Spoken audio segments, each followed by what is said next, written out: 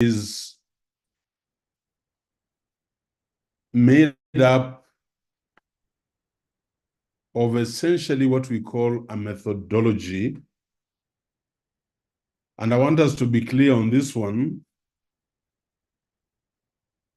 because we are walking from, ladies and gentlemen, we are walking from a philosophical standpoint, a logic or logical standpoint. We are making several assumptions, and that constitutes the methodology. And then what we see as the tip of the iceberg are the methods: quantitative, qualitative, and mixed method. It is very important that you see methodology as a continuum that runs from basic assumptions to logic, to philosophy, and to methods. And you can see that the bulk of the iceberg, the huge mountain, is anchored by assumptions, logic, and philosophy. That is what we eventually see in our chapter 3. Is what you see. Can we mute, please? This is what you see in our chapter 3. But every one of us must be very clear about your assumptions of your study, the nature of knowledge, ontology, the construction, or how that knowledge is ordered, the epistemology. And then, of course, you must be able to tell us what is your philosophical paradigm? Where are you sitting? Are you a positivist? In other words, are you objective and believe in measurement? Are you an interpretivist or a constructivist, where you observe, make ideas, and eventually give us models or theories about the phenomenon under study? Or are you a pragmatist? You embrace both philosophies in your interpretation, in your processes of research. That is important as an overview. I also, it's very important that we are able to distinguish between quantitative, qualitative, and mixed research designs. And this is why you have supervisors. You have to identify when qualitative and quantitative approaches can complement each other. And you can select from a range of mixed methods designs and explain when mixed method designs may not be appropriate. I'm trying to open up your mind so that we are not sitting in these little pockets and saying, me, I am quantitative, me, I'm qualitative, or me, I'm mixed methods, without an appreciation that in research, this is a continuum. And where you decide to sit on that continuum, all we want you to do is justify it. Now, I want just to run through mixed methods and say they consist of the collection of both quantitative and qualitative data in a single study. And you can collect this data concurrently or sequentially.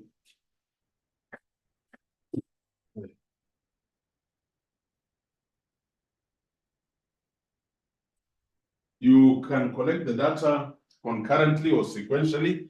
I think most of you have been in the class and we have discussed this.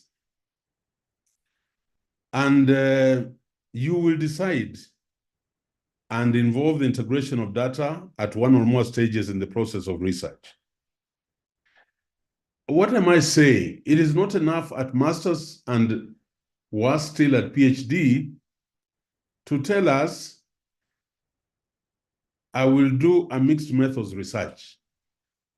We have many questions to ask you, whether you're collecting data sequentially, concurrently, or you are embedding part of that data, and which is your priority.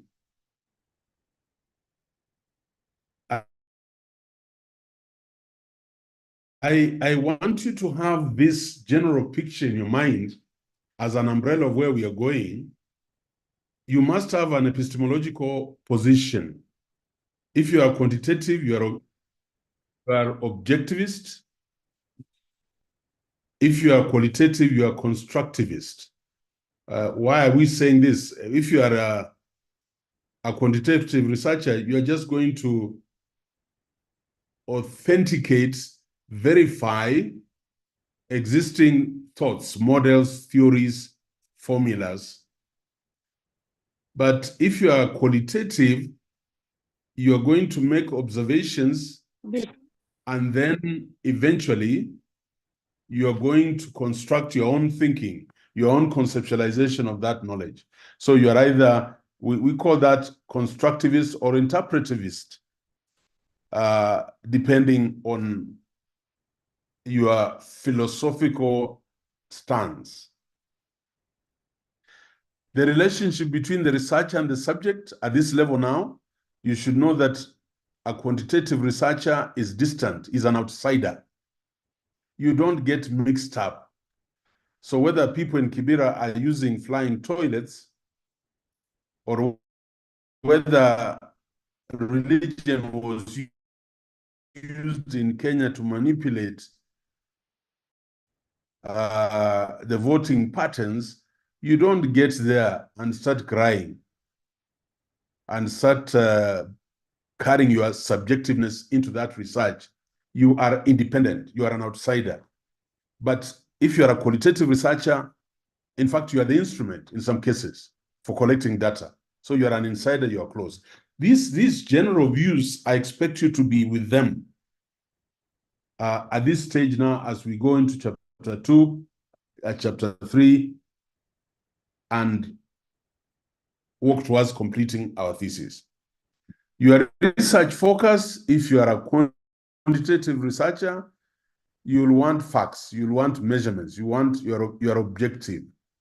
If you are qualitative, you're going to look for meanings. You're going to find interpretation. Why do the Luya people consider circumcision as sacrosanct, for example? Why is Koito still practiced in most communities? Yesterday, I was in Makueni, going through something very similar to a Koito. What is the meaning? What is the significance? When we went to this home in Ukambani, the girl is going to Luya land, and they said it is the Luyas who are cooking for them. And yet we are in their home. What is the meaning? Relationship between theory, concepts, and research. Please note that if you are quantitative, you are deductive. And if you are qualitative, you are inductive. Things emerge from observation. This one, the observations you make confirmations, you deduce confirmations.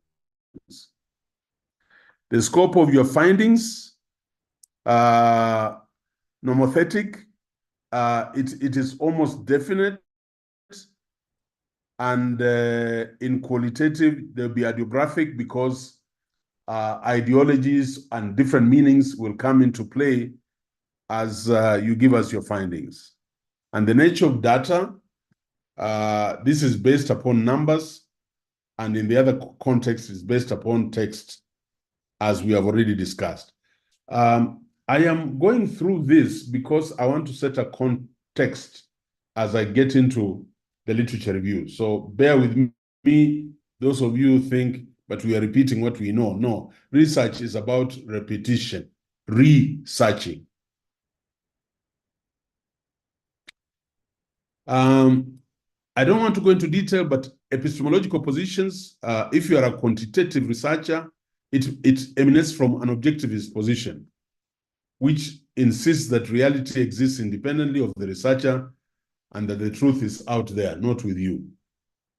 A qualitative research is more closely linked to a constructivist paradigm, which sees truth and meaning as constructed and interpreted by individuals. That's why you're either a constructivist or an interpretivist. So it is worthy of you, particularly the PhD students, that you appreciate the epistemological positions on how knowledge is constructed if you are a quantitative researcher or a qualitative researcher. The relationship between the researcher and the subjects, we have discussed that. One, you keep at a distance from what you are researching. You are quantitative, qualitative. You become part of the research. You are an instrument, and sometimes for very long periods. That's why people who do psychology, imagine somebody who's doing psychology and is sitting in a mental facility for 3 months, practical. There is no way they will not be impacted by that experience. But a quantitative researcher will walk into that facility, will want to know the number of beds, will want to know how many psychologists, psychiatrists there are, will want to know how many patients are there, what type of conditions, and then he walks away and goes to write the findings. The research focus, I have said we concentrate on facts if you're quantitative, and if you're qualitative, you are looking for truth and meaning, and you will construct it in your own understanding. Now, quantitative methods are regarded as nomothetic, which attempt to establish law-like findings that hold irrespective of time. So they will hold true. The qualitative research is ideal periods and localities, and is much more concerned with the depth and intensity of findings rather than the breadth, rather than generalizability. So circumcision is a phenomenon, but it is very different among the Kikuyu. What the rites of passage for the Kikuyu or the Kalenjin or the Luya are totally different, or the Kuria. So it depends on the localities and even the cultural settings and the cultural norms that have built up within that society. The nature of data, please remember, quantitative studies generate data in the form of numbers, often depicted positively as reliable and rigorous. And many people think they are scientific because there's, generally speaking, we try not to be subjective, we try to be objective. But the quantitative deep data, usually in the form of text, but sometimes in photographs, maps, and visual media. So what does mixed methods do? Because I've seen many of you adapt mixed methods. What does it do? They generalize from a sample of a population, as in quantitative research, and they also gain a richer contextual understanding of the phenomenon being researched, as in qualitative research. So, ladies and gentlemen, a mixed researcher will go to Kibera and he's looking at the social condition called poverty. They will look at the number of people in the household, they'll look at their income levels, they'll look at the infrastructure, toilets, schools, and so on.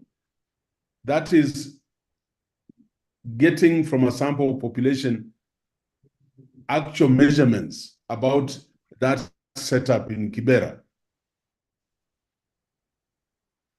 But the qualitative researcher now, or the mixed methods researcher, then engages qualitative research to gain a richer contextual understanding of the phenomenon being researched. So they will want to know what were the origins of the Nubians in Kibera, and why are they apparently marginalized? How does the socio-political dispensation in Kenya impact on them? And why have they found refuge in the Islamic religion? Understanding of what we are now calling poverty. But a quantitative researcher will look at measurable variables and analyze them. But you see now, we bring in qualitative researcher to give meaning to that data. And I want you to appreciate that. How methods can be mixed? I don't want to spend time on this, but you need to know how methods can be mixed. How do you mix quantitative and qualitative data? How do you analyze these two types of data, numerical versus textual, statistical versus thematic? You're using statistics in quantitative, you're using themes in qualitative, and the types of conclusions, objective versus subjective interpretations. So in fact, when you allow yourself to sit in this space of mixed methods, you are actually, you are saying you are going to engage the two different types of designs and of course philosophical paradigms, and you are going to use them to triangulate or validate your findings, and you think your findings then will have more meaning than if you're using either of those methods. So we have gone through this, but I'm just urging you to know you remember qualitative is exploration, and quant is a questionnaire where you're collecting measurable data. And qual is just deepening and assessing the results. You can start with quant and then have qual as a field study, and then use quant as an experiment. And you can embed the experiment into the field study that you have just done.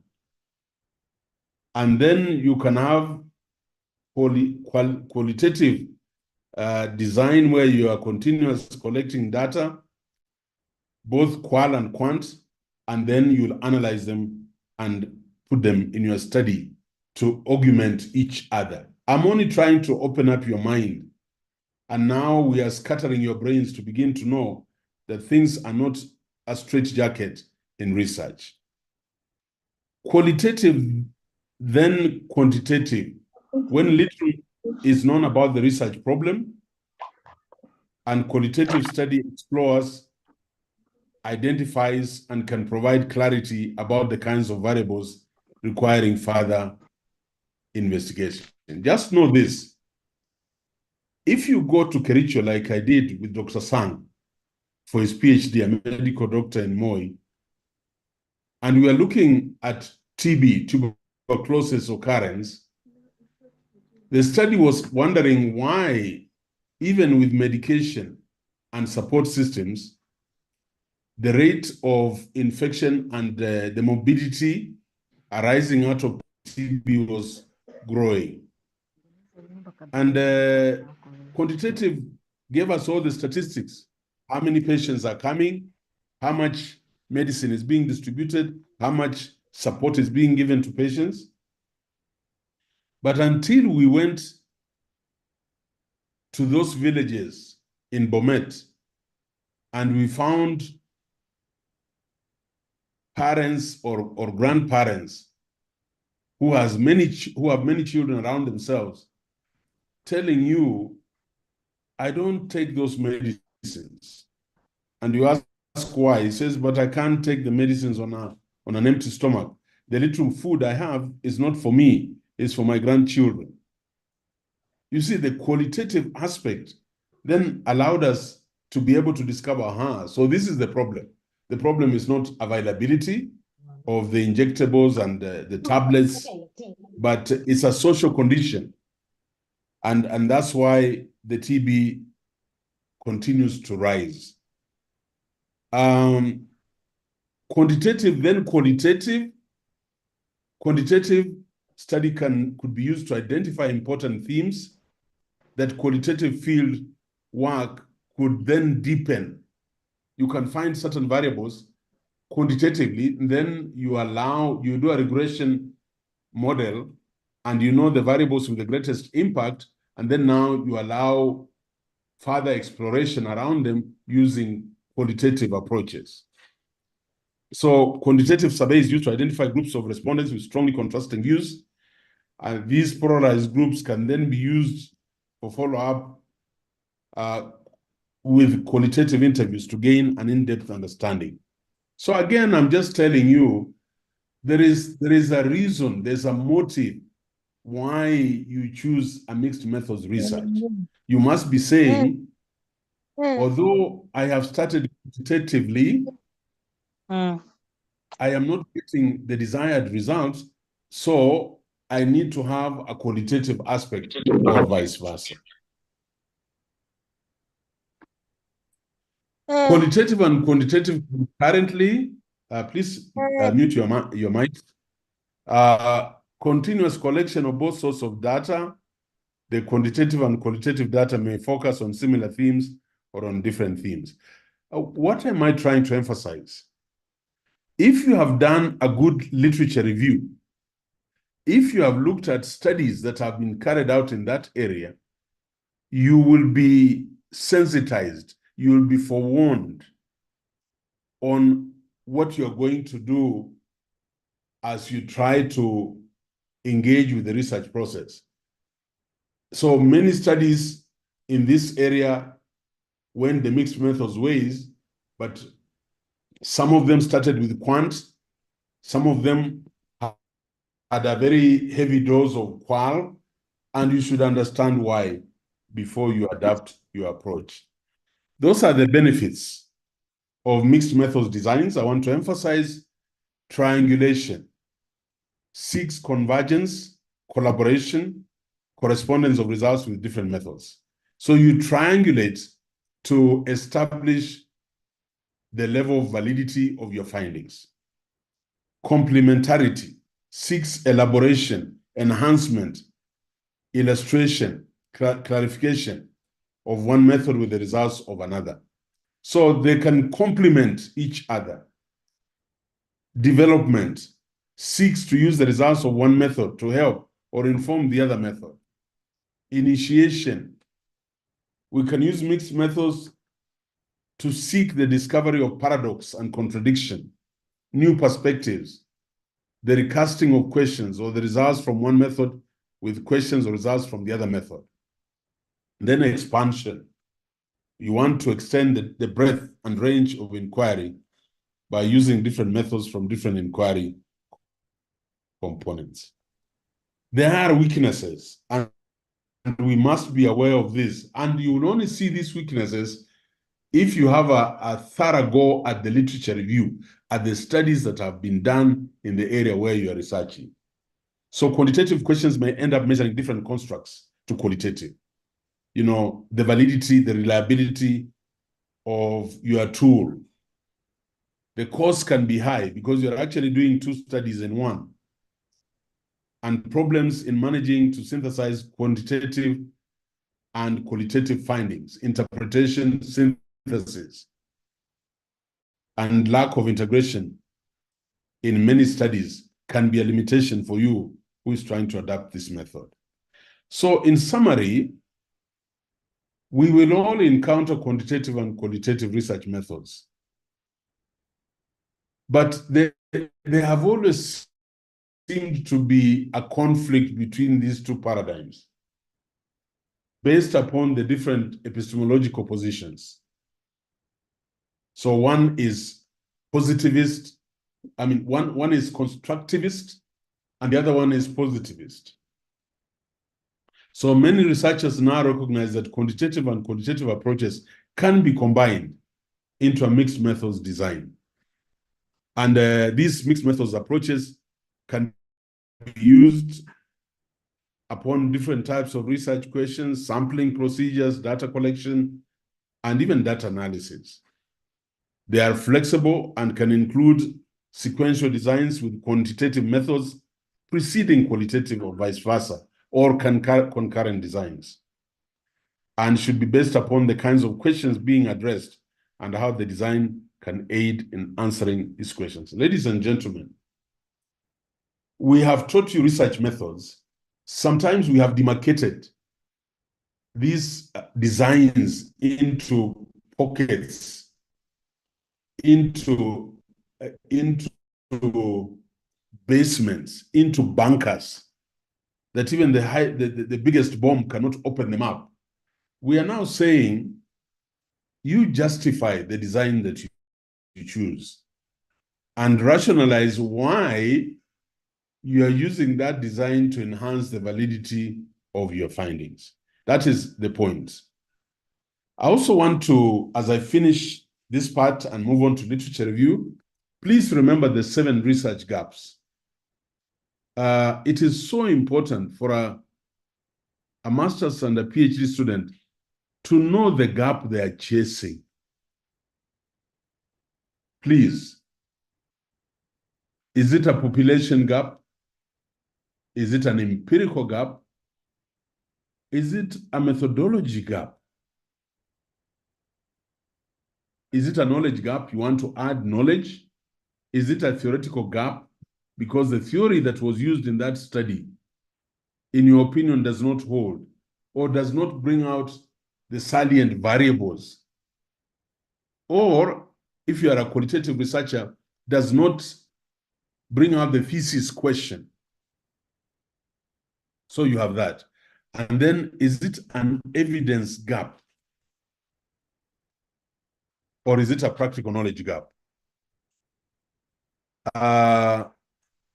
We will circulate both the PowerPoint and this one, but I want you to look at your study, those of you who are already writing your proposal, and be very clear about the gap you are chasing.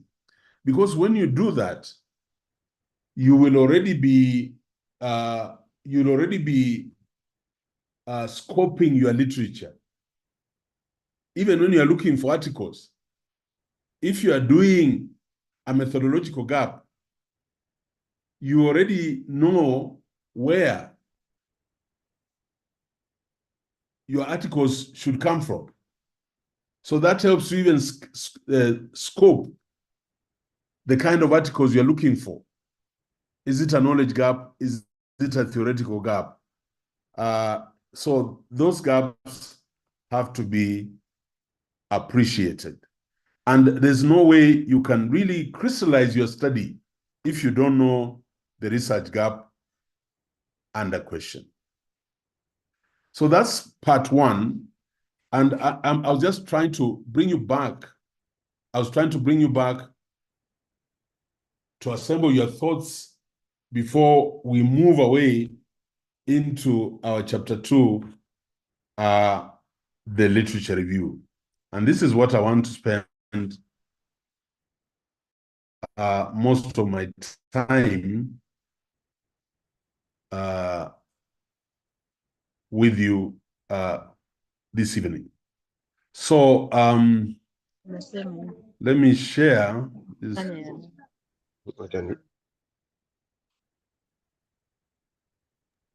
Let me share this slide. Yeah. Prof, as you share, I know we are apologizing, Prof, that we have many students who are unable to join because the limit has been to 300, and we are trying to have Grace expand this to 500. So we are still recording live. Other people can go to YouTube because unfortunately this can only allow up to 300. That's why we have the fluctuations of 300, trying to remove other people and bring in other people. We really apologize for that. Yeah, I want to, I want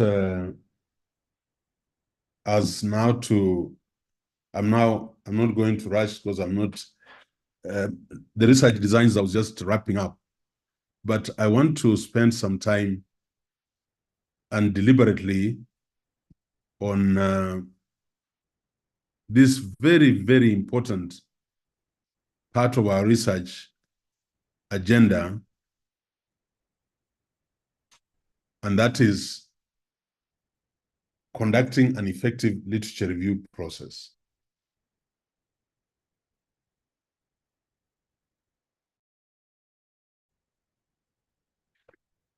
Chapter 2, just give me a minute. I'm trying to get my video on.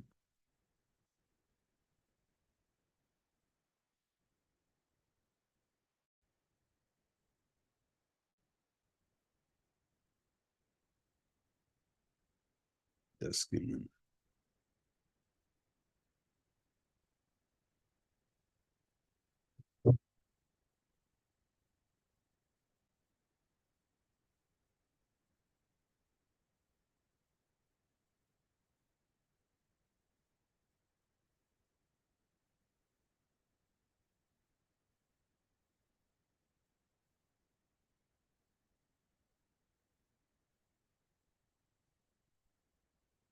And I would like this to sync.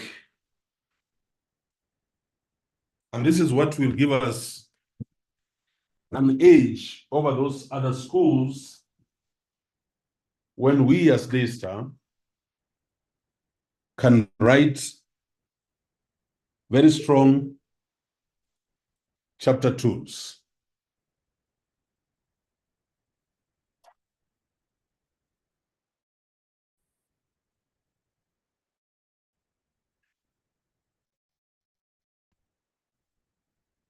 The importance and key steps of conducting an effective literature review process. And after this PowerPoint presentation, I'm going to give a typical example of a literature review using a common topic that we are all familiar with. And we see how we would construct that literature review. Perhaps before I do that, I'll also spend a little time on the conceptual and theoretical framework so that we see how they move in.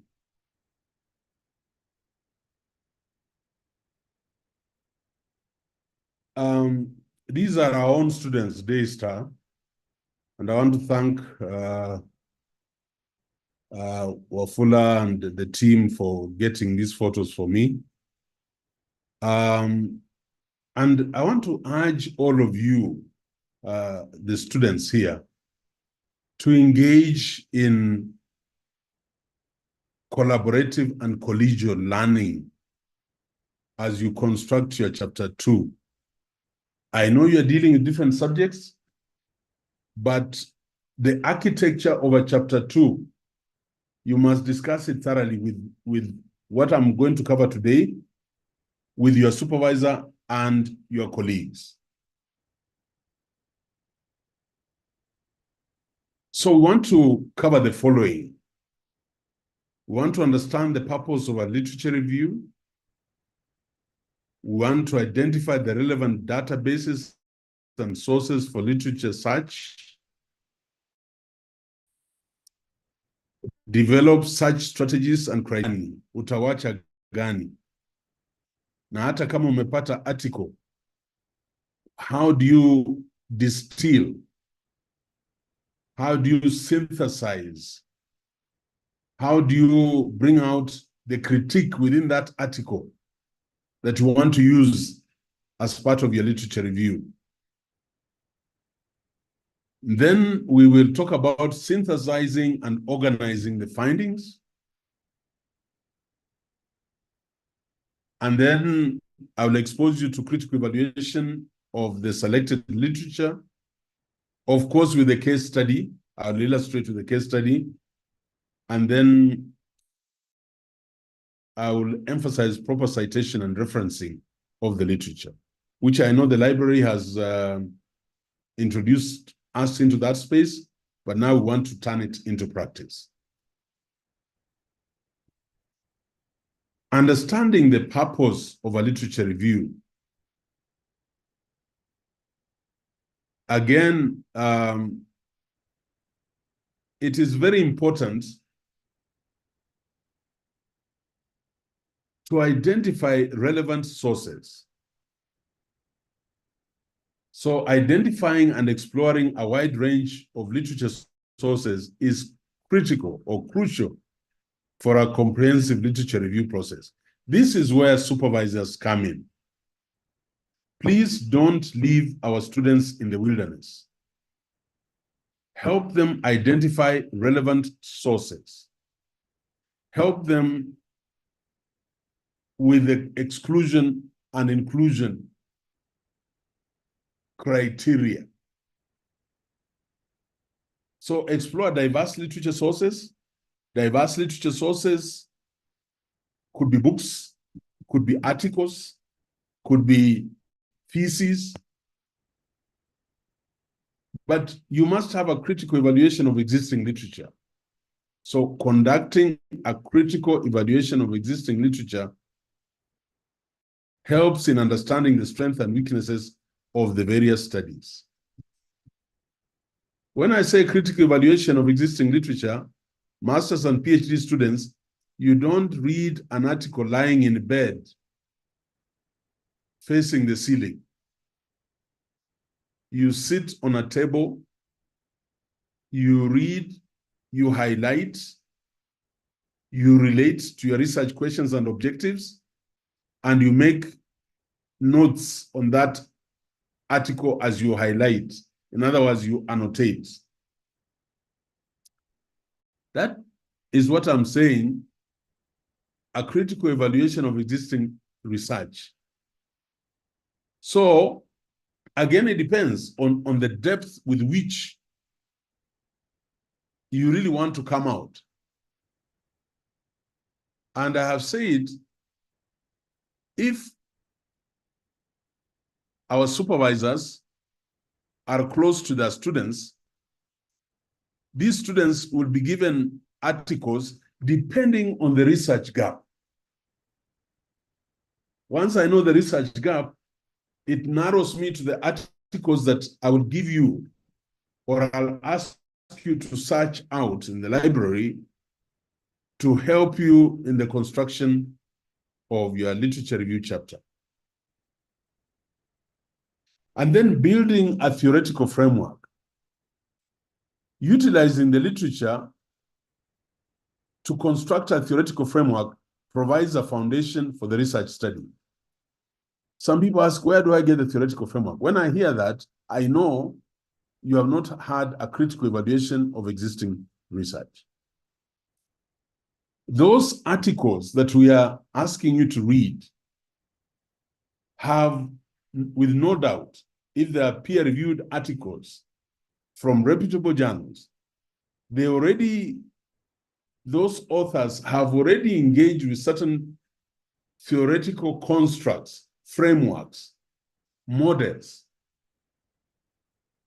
that will now help you provide a foundation for your study. So what am I trying to say? Identifying relevant sources, you look at the diverse literature, you do a critical evaluation of that literature. students cannot do a critical evaluation because they're still learners, and that's why we are mentors. We must throw articles at them, but also make sure that they are conducting a critical evaluation of those articles. At the same time, our students must be courageous enough to start looking at the theoretical frameworks in the various papers that they're encountering, the research papers that they're encountering.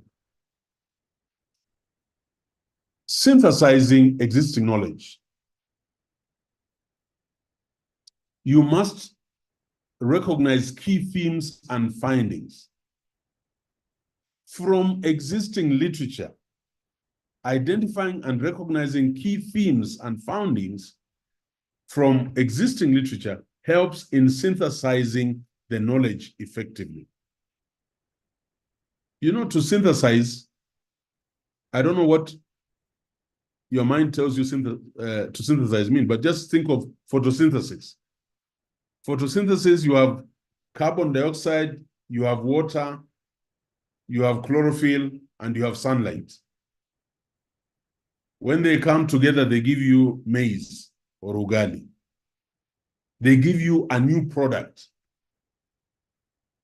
That's what you want to do.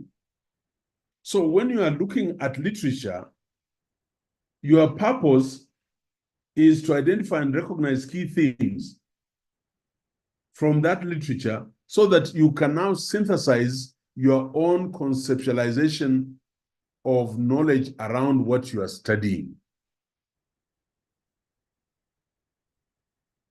Ladies and gentlemen, let me tell you something. The Japanese, the Chinese, the Americans,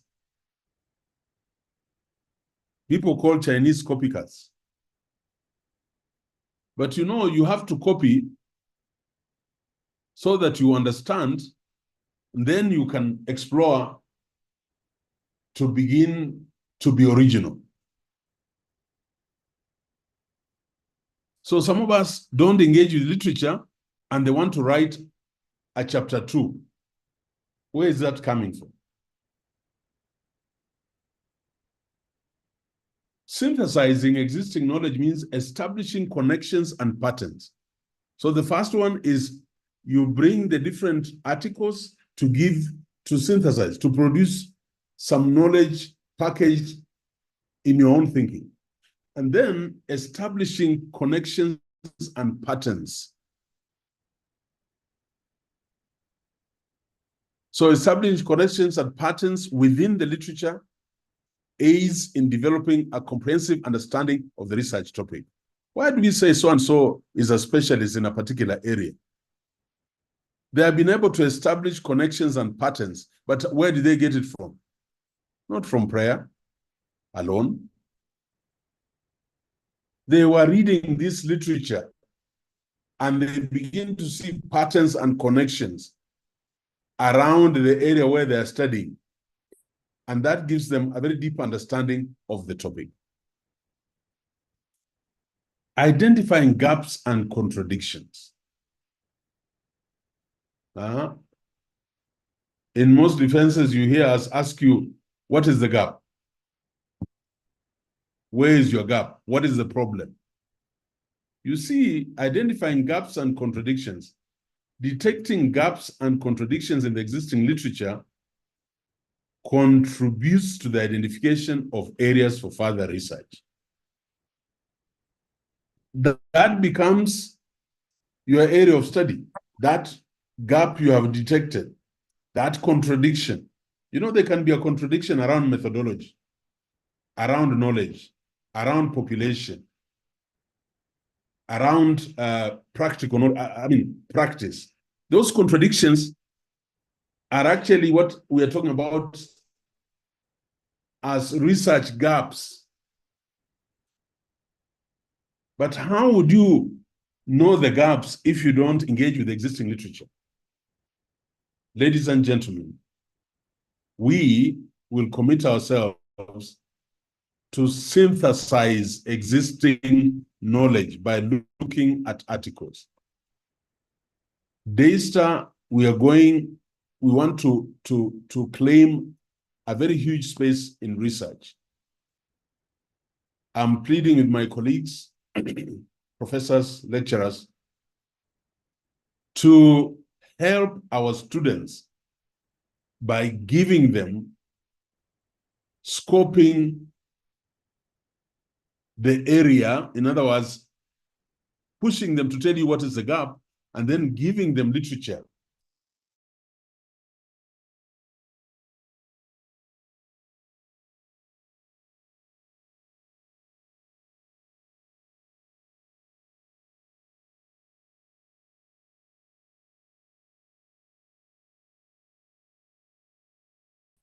Contributing to knowledge advancement. Again, that picture, those are our students. Generating new insights and perspectives. New insights and perspectives from existing literature contributes to the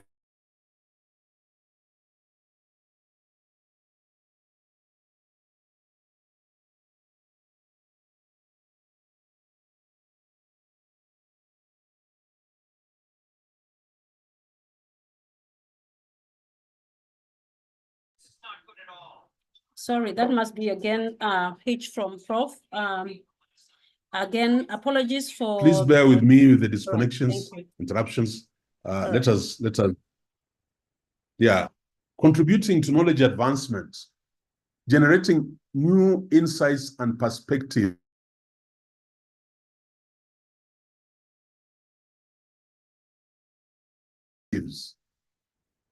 That is why you must give us new insights and perspectives from existing literature so that you can then advance knowledge in that area. The literature review informs future research directions, but by highlighting areas that require further research. You know it. In chapter 5, there are recommended areas for further study. But don't run to chapter 5 to look for recommended areas. You have to read the literature. Yes, you must master that literature so that you are able to identify the gaps. And then, Prof, you have questions. Enhancing also, you have questions, and then yes, you stop sharing, and then also you have questions as you go. Have I stopped sharing? Yes, it's not available to share, and some few hands are available for a question. Okay, fine. Just a minute. All right, let me first of all try to come back. It's a really difficult day for me today. What a day to have this. But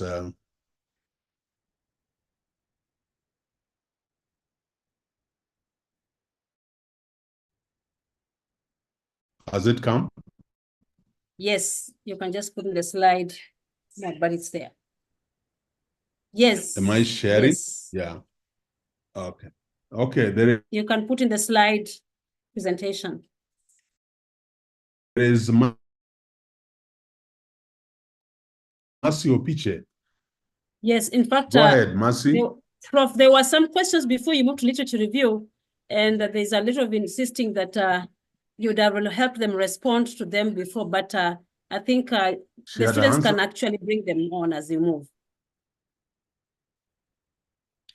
Yeah, Prof, I wanted to request you to go to slide 7. I think we lost you from there. Thank you. I was hoping that I would just go through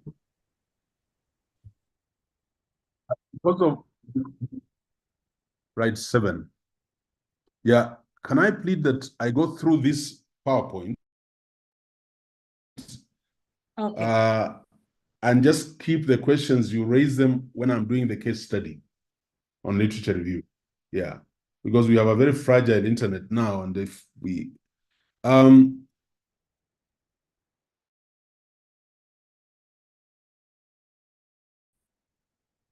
everybody see that slide 7?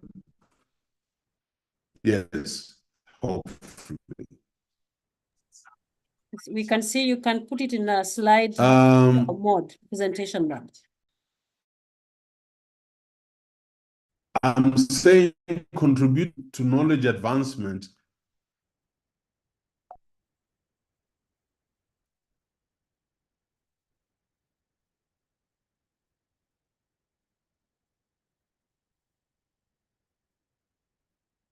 Just a minute.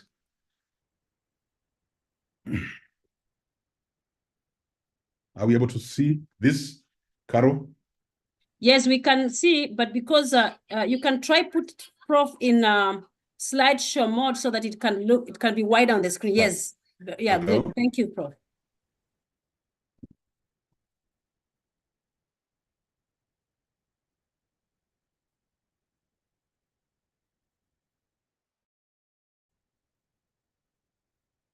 It is in slideshow.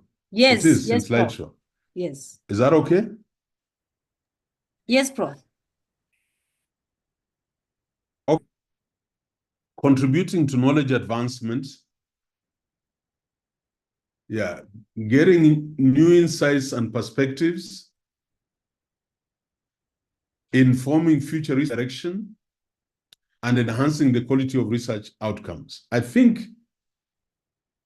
you can only enhance the quality of research outcomes by integrating existing knowledge and identifying potential areas for improvement. And potential areas we have seen can be the methodology. Yes, as a gap. Can be in the demographics. Can be in the theoretical aspects of that study. But you can't enhance the quality of research outcomes if you don't integrate existing knowledge. You must have the knowledge. You must read those articles. That's my emphasis.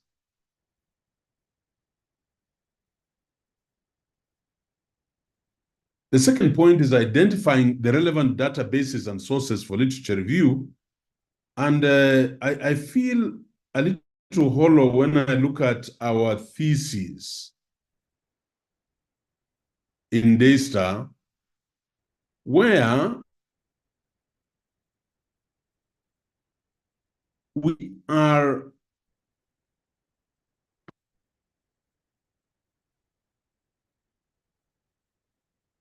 going ahead and writing a whole thesis without telling me where the source of your literature came from, understanding the scope of the literature, and even the source of the literature.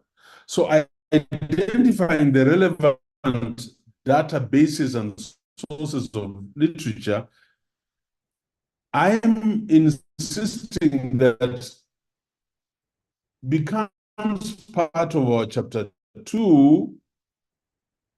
It is not destroying chapter 2 because our research budget doesn't. But I think it is important for you to tell us what were the sources, where did for your literature.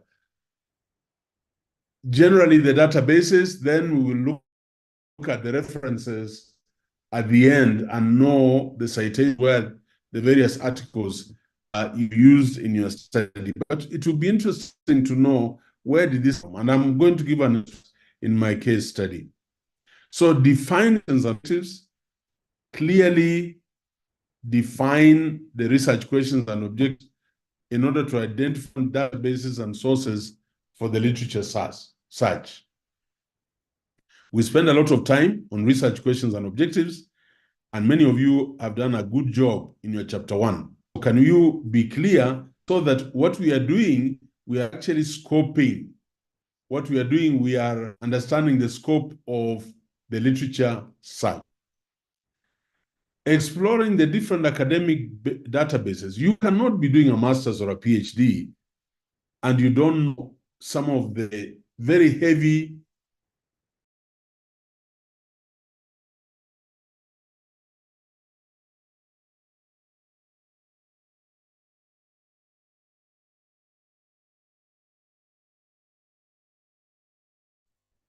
We've lost him.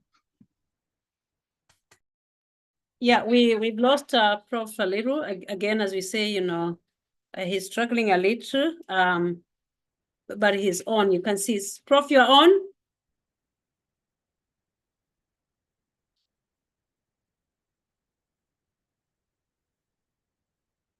Right. I'm on. All right. But I'm frustrated a bit, but it's okay. Sorry. Life is not a straight line. Huh? Yeah. Am I sharing? No, it's dropped as well. Okay. Let me share.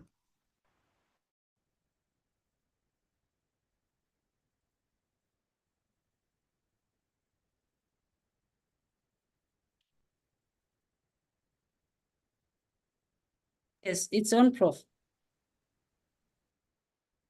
Yes. So we should agree that telling us, and I'm going to give you an illustration, telling us the academic databases where most of your literature came from does not go counter to what our graduates booklet is going to tell us. It just adds to the value and your authenticity as a researcher. Utilizing specialized sources and gray literature. So incorporating specialized sources and gray literature can provide valuable insights not found in traditional databases. Gray literature. There are people who have written articles, and these articles they have written arising out of practice. And these articles are not published. The scientific community now has come to recognize gray literature, so long as, if it is in qualitative studies, you will validate it through experts in that area who will agree with that material. If it is in quantitative studies, you will do the statistical analysis and see that the findings of that gray literature are true to the statistics that are measuring your various variables. And this is something I'm just encouraging all of us to be brave enough to bring it up if you find some interesting material. We have a lot of these books, like in our university, which faculty have written. Many they have written, and these books are not from established publishers, and so the world has not cited them. But the facts make sense. The facts make sense. So that is called gray literature. And if you can subject it to other experts, then it is usable. Evaluating the credibility and relevance of sources is important. So assessing the credibility of scholarly articles.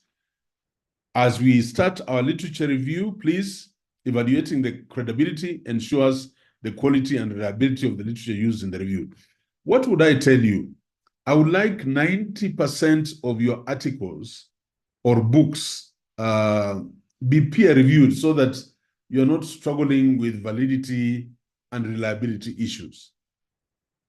But if you find material that we are labeling gray, is not black and white, use it, but tell us how you try to give it a semblance of reliability and validity. Considering the relevance to the research topic. So ensure that the selected sources are directly relevant to the research topic, enhances the effectiveness of the literature review process. Again, don't tanga all over the place. You have now scoped where your gap is. Collect materials around that gap so that you enhance the effectiveness of the literature review process. Now, My colleagues will argue, some of them argue very strongly, examining the recency and currency of sources. The recency is crucial to capturing the most up-to-date information and evidence. I get very excited when I see my students, this is 2024, when I see my students cite articles of 2025, November, or say in print. That is recency and currency of sources. Can you be ambitious? When you're looking at articles, go to the section where we have SSR, and you'll get articles that will be published in about a year or two, but they are actually walking at the frontier of knowledge. That is the recency and currency of sources.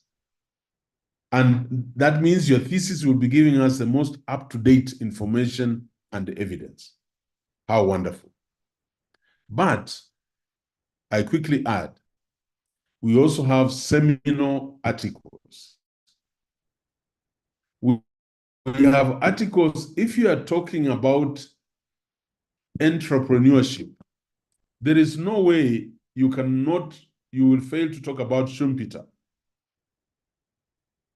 Down in the 18th century, 19th century literature.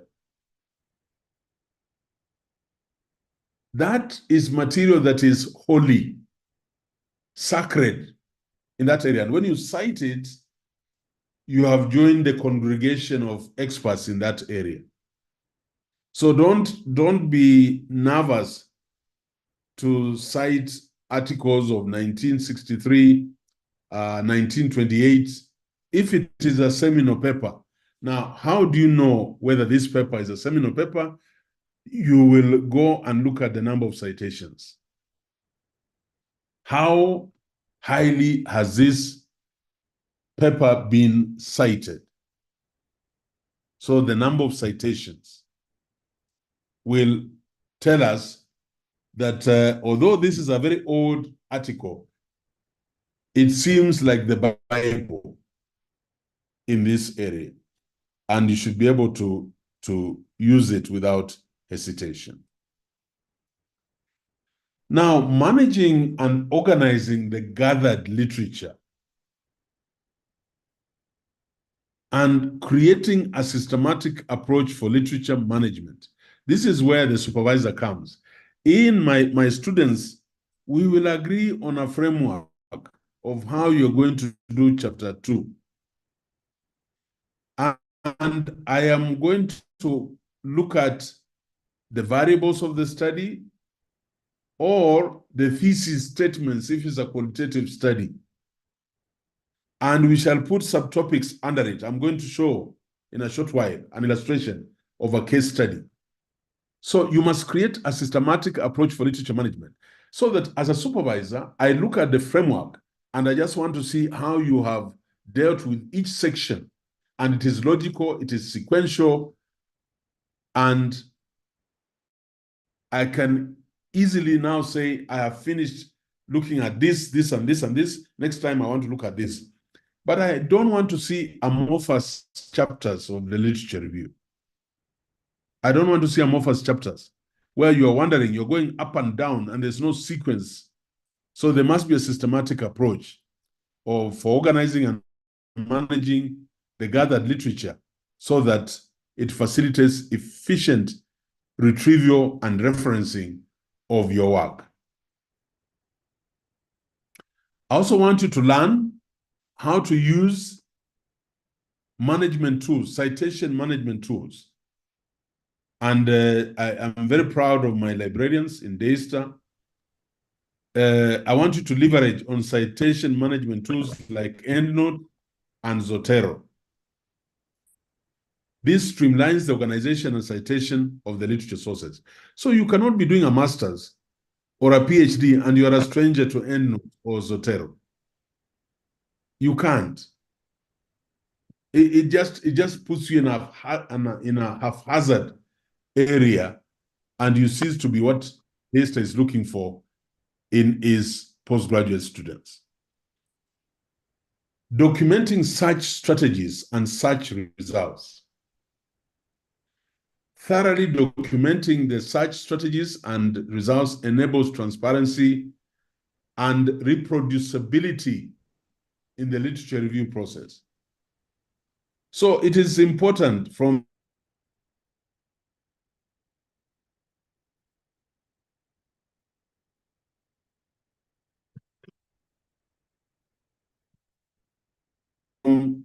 what I'm saying here. It is important to create a systematic and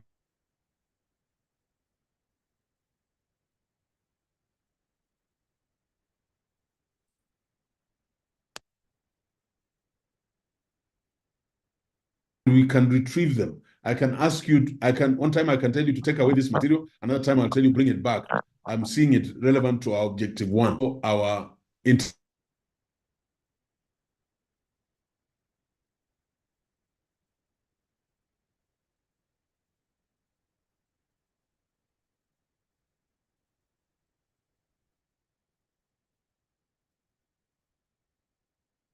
Okay. Apologies for that. I think Prof is back. Okay. Yeah.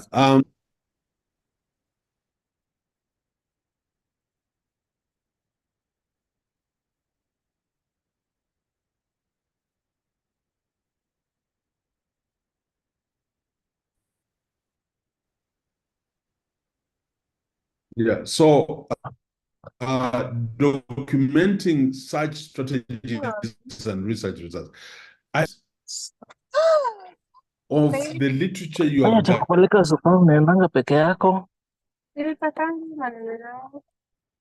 Sikia sasa. Nilikuwa najikaranga na mafuta yangu mwenyewe. Gathered. And you have then please mute.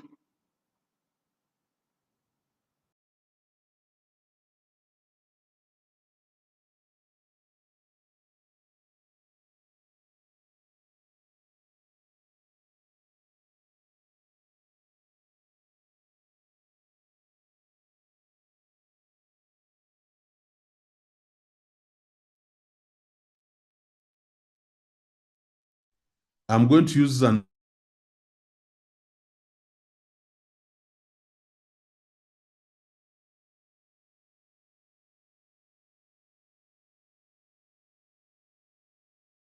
another phone. I'm tethering, and this phone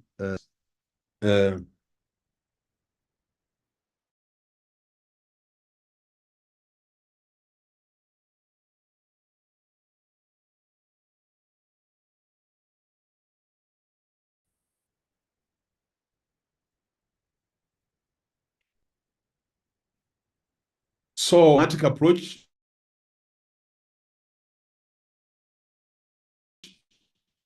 for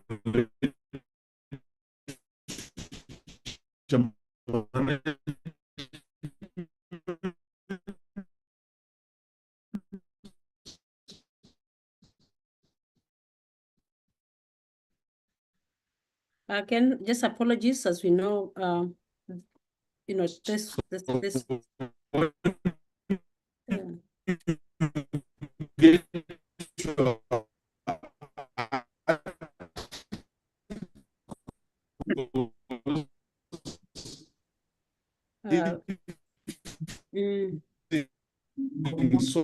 Prof, we've lost you quite a lot. I know it's, sorry. I mean, that is power issue. And I think he had a very abrupt safari to deliver. So that is the reason we are having that. But doesn't mean that our next session will be that. I'm sure he will be in a more stable power environment, unless otherwise. For people, I want to mute all of us so that people, yeah. Prof, so we lost you a lot. Yeah. In the previous slide, we lost you like about. I'm saying developing such strategies.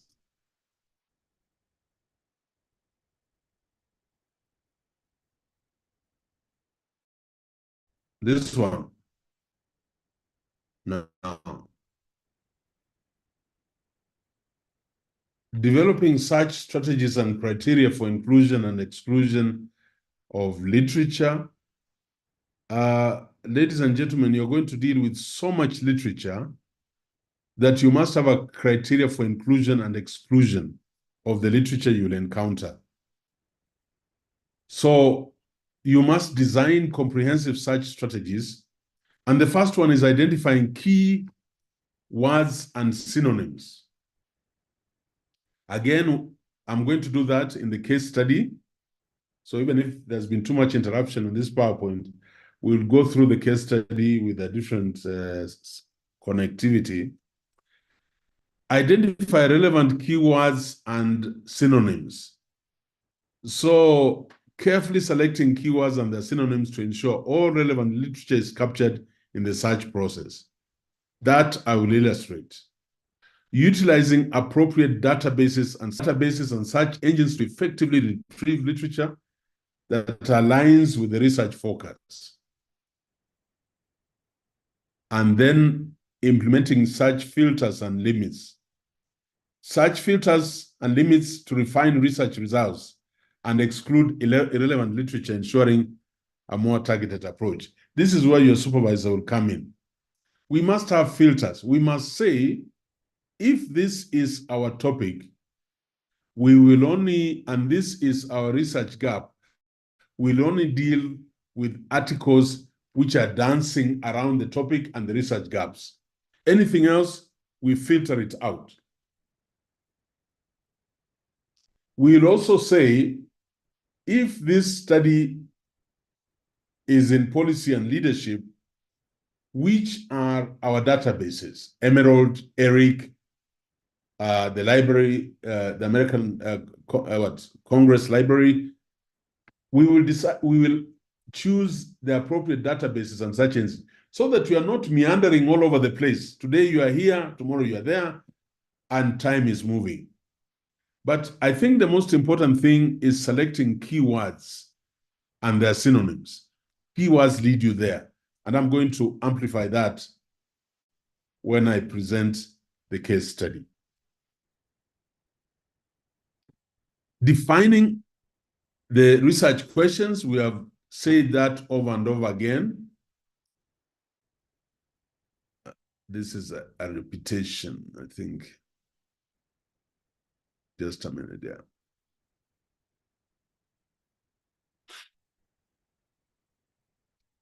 Now, analyzing the relevance of the literature,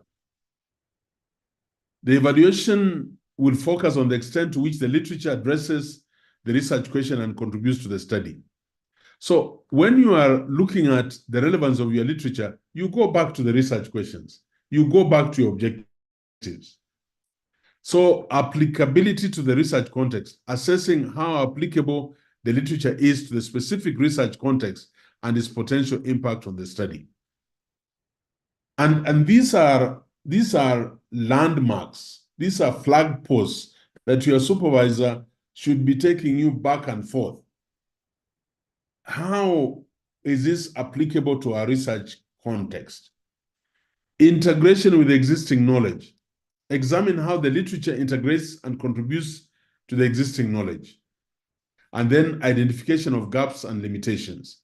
Identifying any gaps, limitations, and biases within the selected literature that need to be addressed. I am saying this. Chapter 2 is highly scientific in approach. And if you apply these attributes, you'll have a very refined chapter 2 without any problems at all. So chapter 2 is very highly refined, scientific in approach. So applicability to the research context, integration, and identification of gaps. Now, evaluating the methodology and research design. I am surprised that many students have no idea that chapter 2, literature review, will actually open the doors lead you to chapter 3. It will dictate how you write your chapter 3. So examining the methodology and research design. This you get from the literature, from the articles you are reading. So don't just jump. My study will be qualitative. My study will be quantitative. My study will be mixed methods. Have you had insights from the literature review as far as methodology and research design is concerned?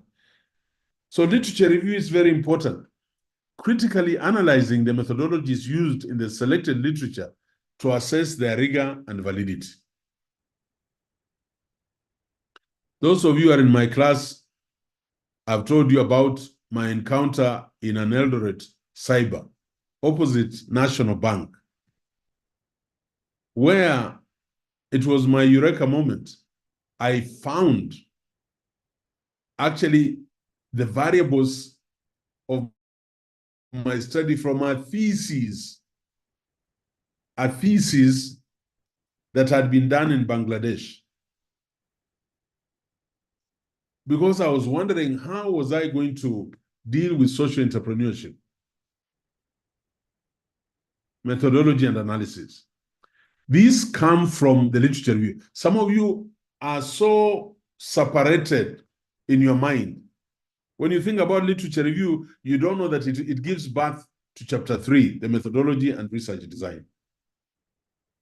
Evaluating the overall research design and approach adapted in the literature to determine its strengths and weaknesses. So you read the design and the methodology or the methods, and you will see, my God, in my research, I'm not going in this direction. I'm going in that other direction. How did you know that? How did you do that? Because you examine the research design in the literature review.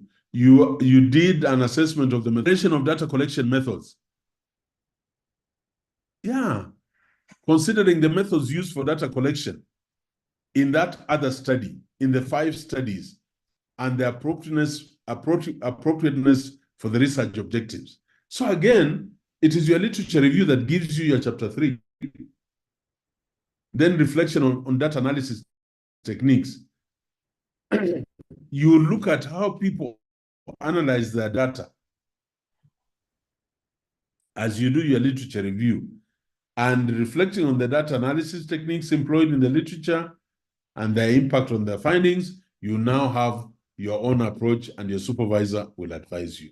Ladies and gentlemen, chapter 3, and even part of chapter 4, although you'll have gotten your own results, but the way chapter 4 is constructed, the way chapter 3 will be appropriate, will be valid, depends on whether you have read those articles in your literature review.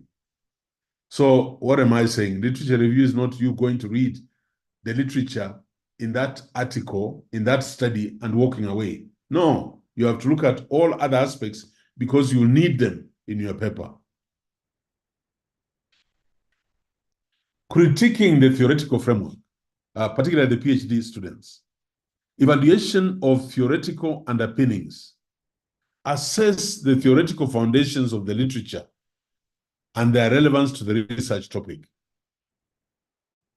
Do you see how important the literature is? In fact, if you do literature review, in other words, if you read the research articles that you will be assisted or you'll find out on your own, or the librarian or your friend or whoever, you already will have ideas on how your thesis will look like.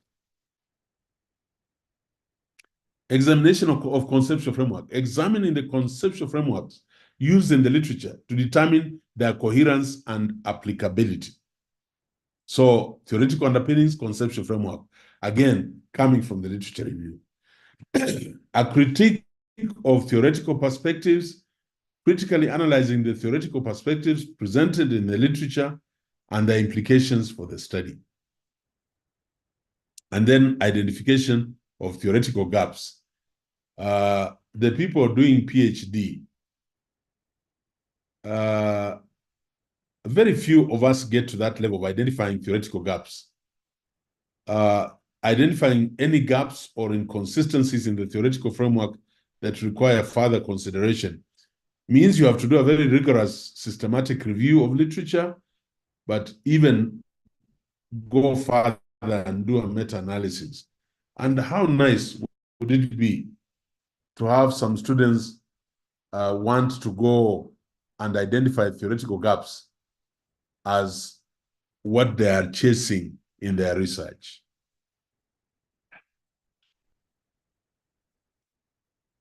The author's credibility and authority, please.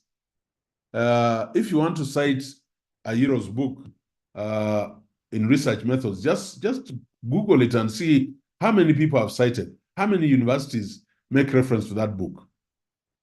If it's an article, how heavily has it been cited? And so, but also you can look at the CV of the author.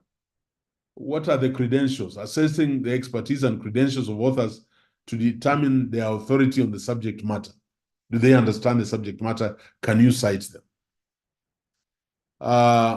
The author's reputation and influence of the authors within the academic community and the field of study. Assessment of potential biases. So you look at conflicts of interest, impact on credibility of an author's work. You don't want it to damage your work. Then examining the research affiliations and institutions backgrounds of the authors. Who have they worked for? What kind of consultancies have they pulled through? They are members of which professional associations? That can help, but not really as deciding as what I've just said here in this slide, critiquing the theoretical framework.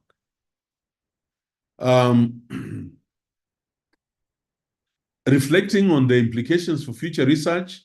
As you do your literature review, identify the implications of the literature for future research directions and scholarly contributions. So consideration of practical applications of what use is that work. Now we are going into not just research, but we are going into commercialization, entrepreneurship, and innovation. So consideration of practical application, reflection on potential research extensions.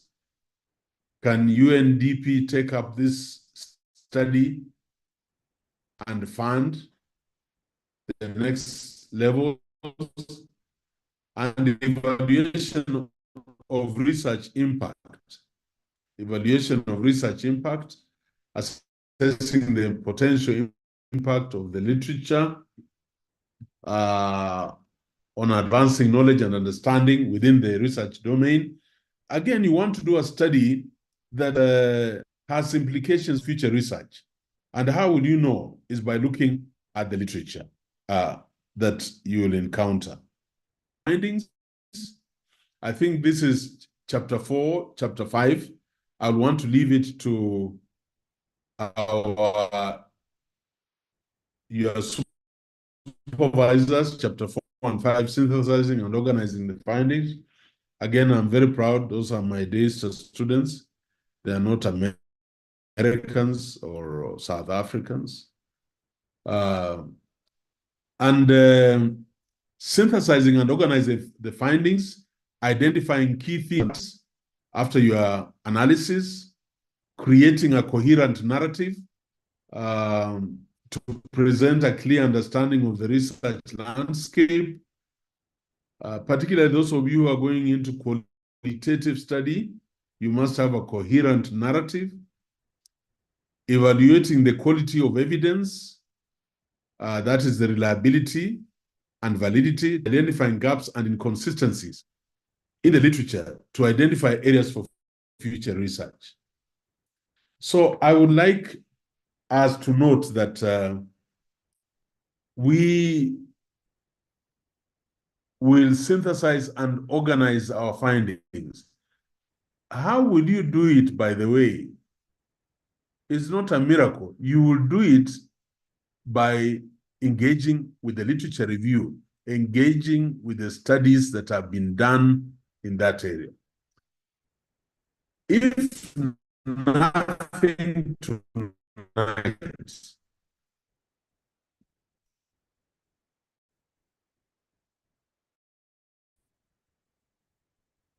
is making sense,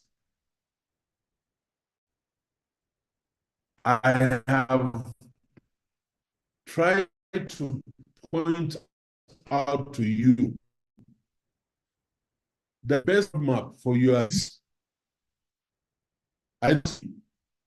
will come out of the number of studies in around your gap that you'll have, and you'll search them in chapter 1, you'll search them in chapter 2, literature review, search them in 3, chapter 4, and chapter 5, where we have recommendations of the findings.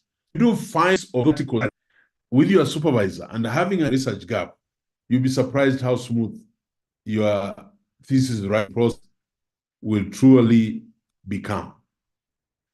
Now, finally, on proper citation and referencing, I really don't want to emphasize, but proper citation and referencing. That's why, if I'm marking your work,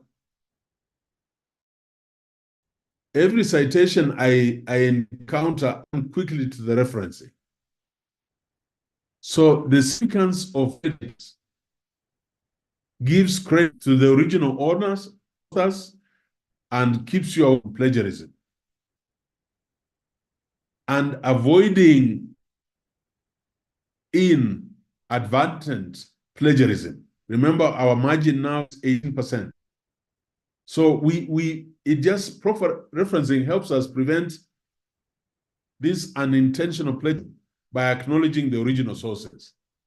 You know, if you keep acknowledging the original sources in your own way, then you are from plagiarism. Establishing credibility and authenticity. Citations and references and authenticity of the literature, and then complying with academic standards. So you comply with your graduate studies. The book that has come out, comply. If you make addition, last with your supervisor, so it's not contradicting your your work, and you can just. So I would urge of us to select appropriate citation style. 17, we know as a Senate. Using citation management tools, you know the note or the error. Ensuring accuracy in graphic details, very important.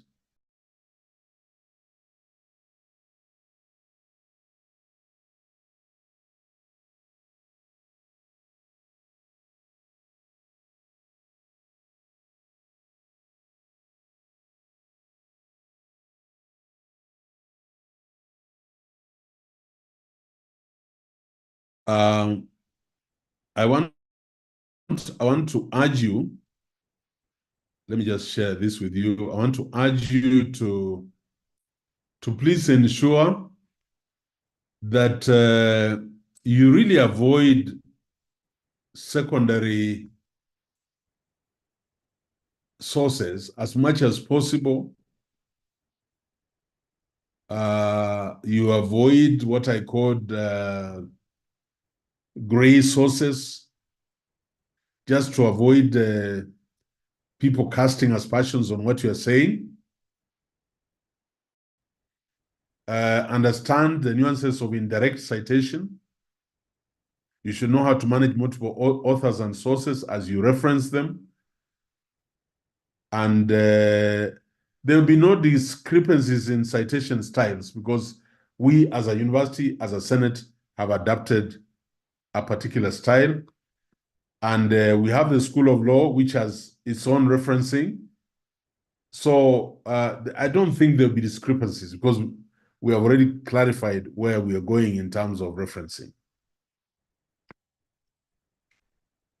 So if effective citation and referencing contributing will allow you to contribute to the academic discourse, will promote transparency and traceability.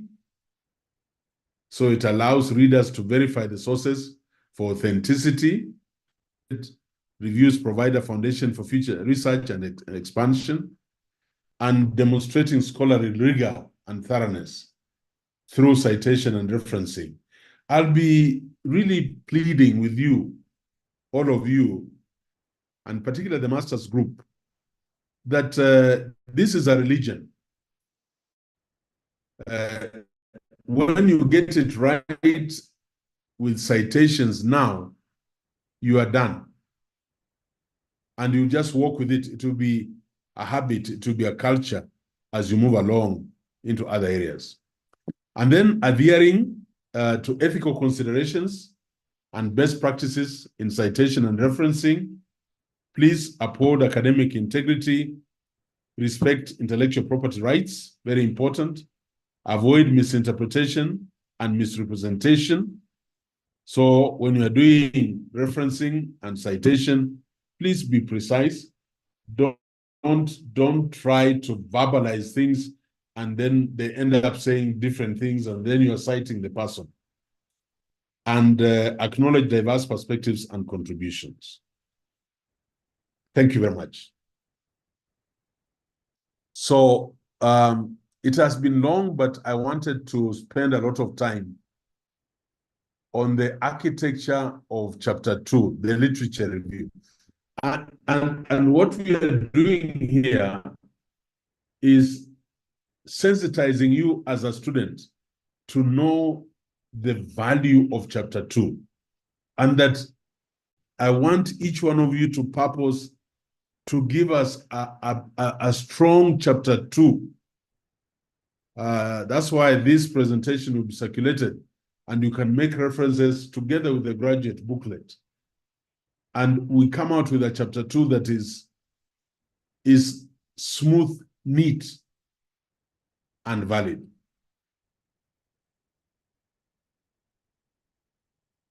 Yes. I know the presentation has been really broken down, but we couldn't do much about that. We want to take a break. I want to try and improve with a case study because that is very, very important. So, Caro, are you online? Yes, Prof. I am online.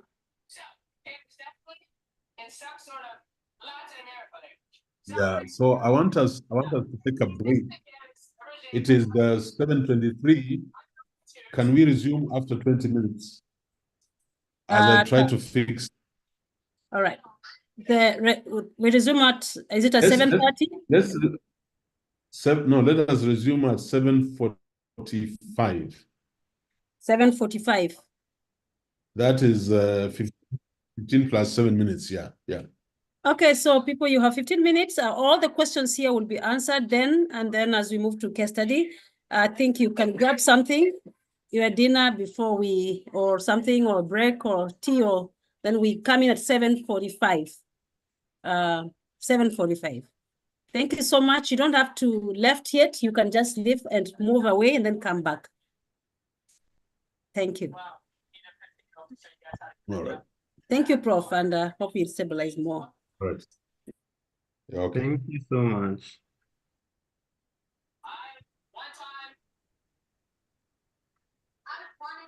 Okay. I know there are some people live on YouTube. So we had to move some people onto YouTube because the link was getting to access. So if you can hear us on YouTube, we definitely are having a break so that people can grab something, and then we'll have some like 45 minutes for the case study before we move out. Otherwise, I would thank you. I would suggest cut. Yes, Prof. Just after the break, I want to have an interactive session with the students for about 15 minutes, so that takes us to 8 o'clock. Then I use the last 1 hour to do the case study. All right. Yes, you've heard. So we'll have 15 minutes of interactions, and then at 8, we do a case study as we close to 8:30. And just to know that this is the series of seminar 1 of literature review and other aspects of up to chapter 3, but we'll be told the last minute. So if you have any questions, you can bring in, you type them there, and then we can have our discussion. Thank you so much. Okay, good.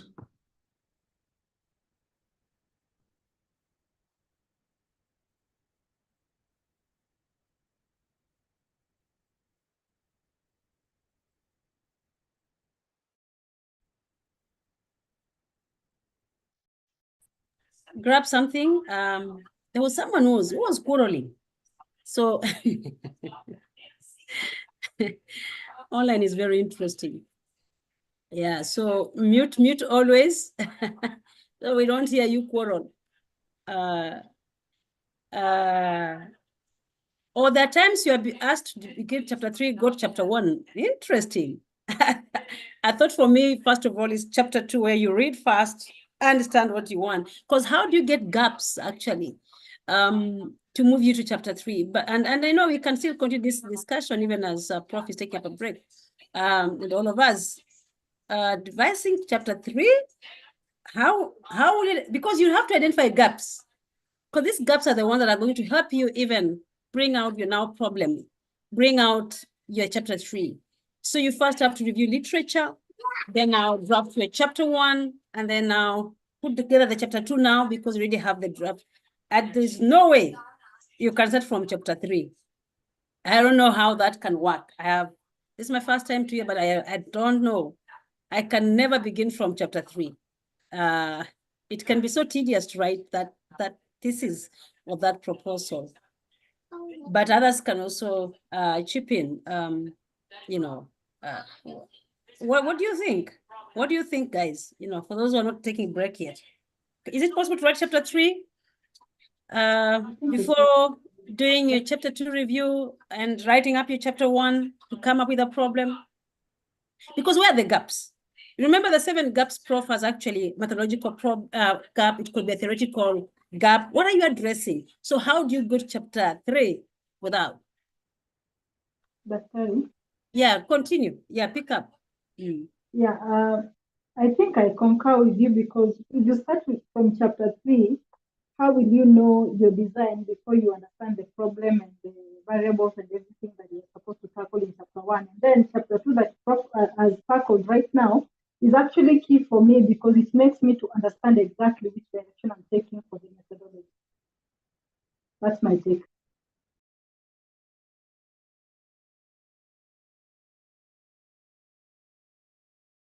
Dr. Where are you coming from with this chapter 3 being the starting point? There's an assumption that we make that Dr. before Martin, you... pick it on. Yes. Yeah, there is an assumption we make is that before you come on to your work, there is a concept you've developed. This concept has helped you to scope an area and therefore develop some interest. But generally, you don't arrive at the literature review or even at the literature problem because, or rather the gap. Sometimes you start with an idea of what you want, and therefore, as you read, you can refine the idea. So reading is supposed to be an ongoing thing.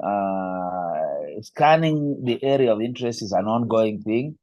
And therefore, by the time you've developed the concept and you are working on your proposal, there is an understanding that there is a gap, or there's already some mind that you have formed, some curiosity that you have that's leading you somewhere.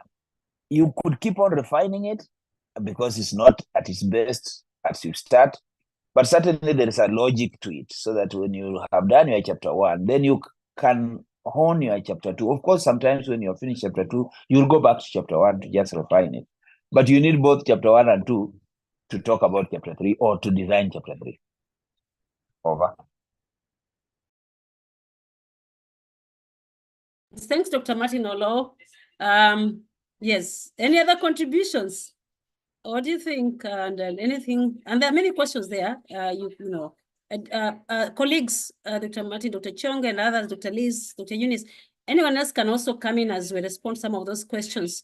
I know there are so many. I'm sure even Prof won't be able to cover them today. But you can also pick up a question there and shoot the response as we discuss, colleagues.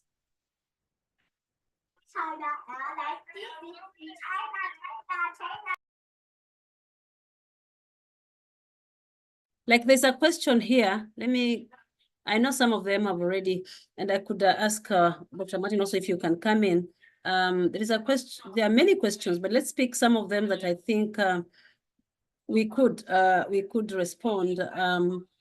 From the beginning, there was a question here. Where does semi-structured questionnaire fall? Mixed, quality or quantity? There was another question, and I think you can pick just what the ones you feel you can be able to respond to. Any colleague? Is data diversifying into areas on ESG and sustainability studies at master's or PhD levels? I don't know if that question again. Then there was a question here, other than one, I would like to raise a concern. I think that was Masaki. In the use of newspaper, blogs, and website and literature review in the field of communication, more specifically digital communication, can these sources be accounted as reliable in dissertation? Then someone asked about the LCC, the Library of Congress classification. And then there were concerns. Yeah, several. So I think any colleagues who are here, those are some of the concerns that are being raised, and we could also respond to them. Dr. Yes. Ari, if I may, there's a question that, or rather there's a wonder whether there are two processes here, that you write proposal 1, then you refine proposal.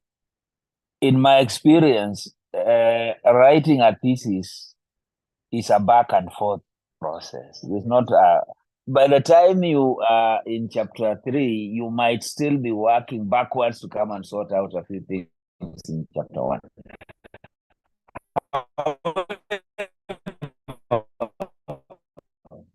There is a independent variable. What are the issues that you are bothered about? So if you are bothered about strategy, and you want to apply strategy to a certain context, which then becomes your dependent variable, then your chapter 1 is essentially helping us build the background to that, to the issues, to the theories, to the to the understanding of what you have around that issue, and of course giving us your up-to-date analysis of the issue, so that helps you to go to chapter 2 specifically now to begin to look at the conceptual, theoretical, and the various arguments or the various writings on the issue that you have, and increasingly to keep on scoping what you think is increasingly missing out on an area of interest. So yes, it's an iterative process.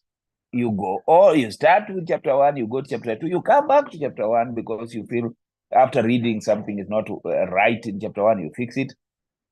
And then again, between looking at chapter 1, 2, and 3, you can still come back and refine something. So it's never done until it's done. And that's why sometimes when we tell you to start with chapter 1 so that we look at it, then we tell you, yeah, we've looked at chapter 1, let's go to chapter 2.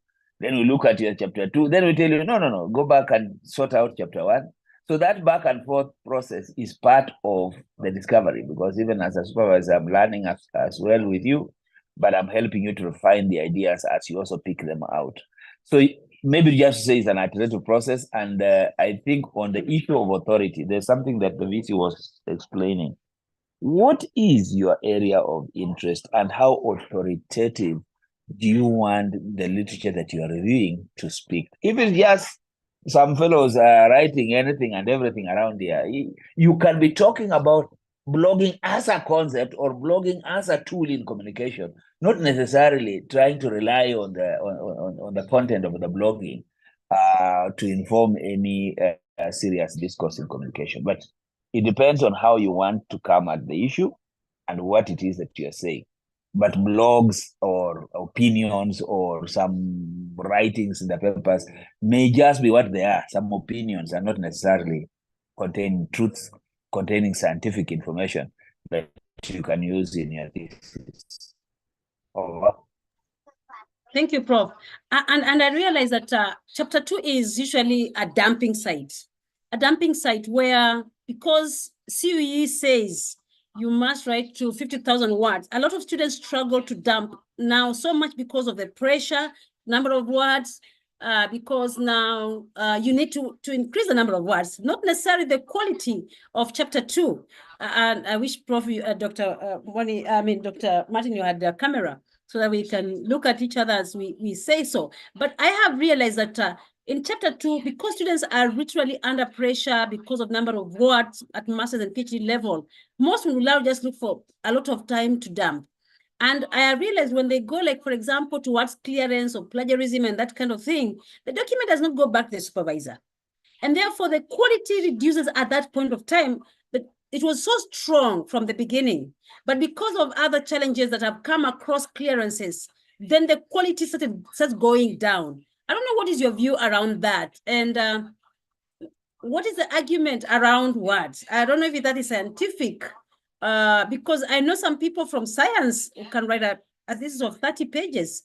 And is it so? What should be done so that we increase quality as opposed to quantity that does not even give value to the document? Now that you are encouraging a conversation between us, and I am not necessarily that you want me to be, but let me just tell you how I'm looking like. For me, the issues are, and the regulator has given a guideline. That's a guideline, it's a standard. Must you work up to the exact words or above the words or below the words?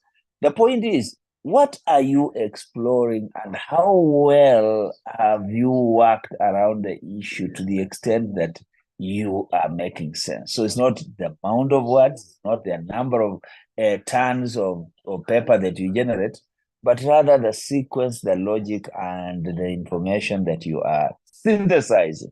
I think there's a word that Prof used, which is a synthesis, an analysis, a kind of a distillation, a filtering, because you're filtering some information and you're trying to make up a case. To what extent, now I'll talk about a case. When you're writing a judgment, for example, or you're making a submission in a case, how many case law, how many cases do you want to use to make your point?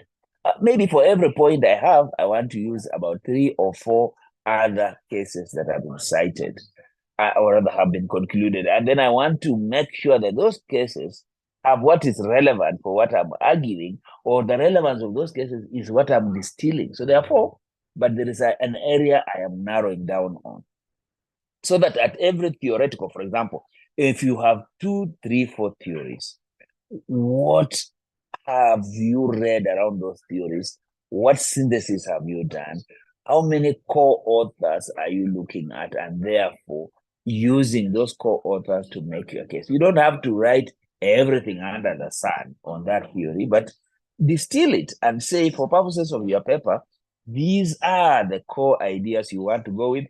Therefore, you're quoting 3, 4, or 5 authorities in that area.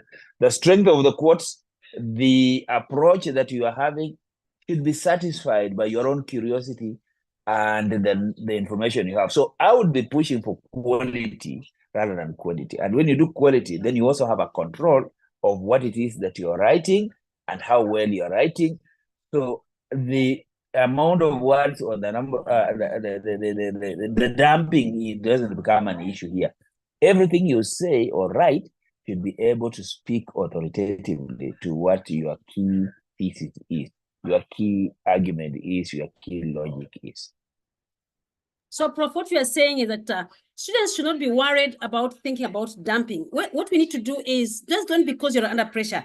There is a lot under what you're studying. There is a lot, and it can generate a lot of knowledge. So instead of feeling frustrated and thinking, now I'm put under pressure, I can put any general literature, especially around the general literature subtopic, why don't you give us literally quality discussions, quality knowledge, quality takeaways, and quality points that we need to be able to discuss around that particular, instead of just putting because you have to put.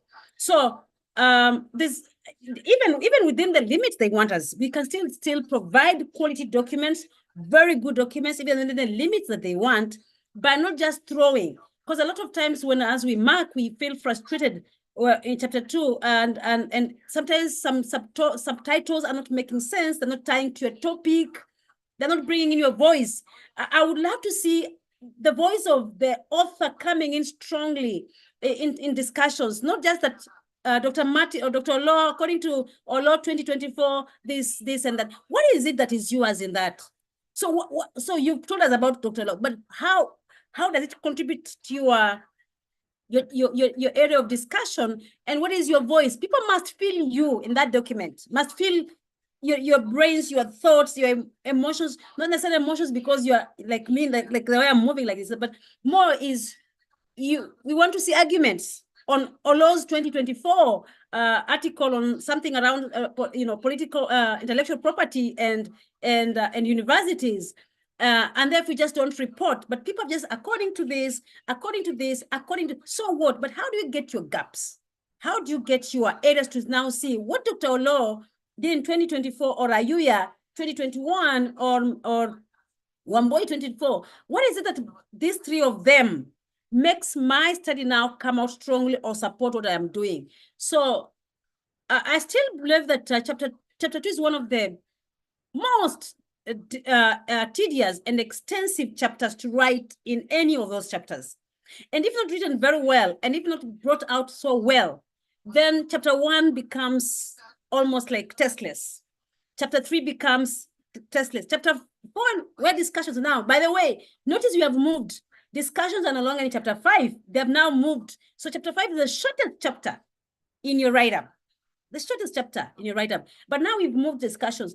And these discussions, if most of it is supposed to, chapter 2 is supposed to support you to write. For chapter 3, chapter 2 is supposed to help you now look at the gaps in terms of methodology.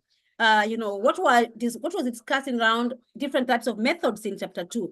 For example, some studies were more concerned about children or whatever. Some others were concerned. Now your gap is now where the population is different. Maybe more studies were doing around certain levels of designs. Now you bring in a methodological, design gap that you want to check. So I find chapter 2 one of the most intellectually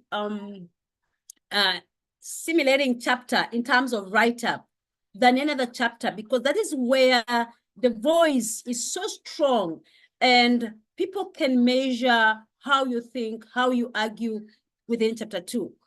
And I think Dr. Martin has really put out so very, very clearly, not quality, we're looking at quality, but even within the limits, yes, all the areas we're studying, literally, they are vast. I'm sure people are surprised, like, did Prof say that it's possible to cite a 1802 document? Context, yeah, very, very true, classical. And that classical is contributing towards certain things that you're actually checking through and must be justified for why 1802. So yeah, I like chapter 2, but it is one of the most, as a lecturer or a supervisor, I find it one of the most difficult to read because the way it is written, the way it's crafted, it's usually sometimes not really motivating by many students because of and this is according to me, because of dumping. Dr. Martin and others, please contribute, as I know Prof is almost 1 minute to come as we engage the ones who are remaining who had not taken some tea. What I would like to say to us is that this should be an enjoyable process, because you are the one driving this process. The teachers, the supervisors are just guiding you. So what is your curiosity? What is this newfound gap or newfound idea that you have, that you are expressing? So a PhD thesis is an idea you want to contribute, you want to express. So you are the owner. So what is this curiosity? What is this driving you? What is this motivating you? And therefore, we just help you to propel your idea. We help you to actualize your idea. So really, we should look at it that way. It's not a burden. It's not a problem. This is your idea. This is your choice. I mean, you come to a PhD already curious, wanting to explore a certain thing and wanting to make your contribution. So go ahead and contribute to it, because you are the expert. All right, thank you. I don't know if Professor Laban Ayiro, you are on. Sorry. Yes. There's a question. If you would respond kindly, I would be also interested. Do you want to shout it up? On the chat. There's a question on the chat. I would be interested also to get the answer. Okay, what research, is that your question, Winfred? What research questions will you be responding to?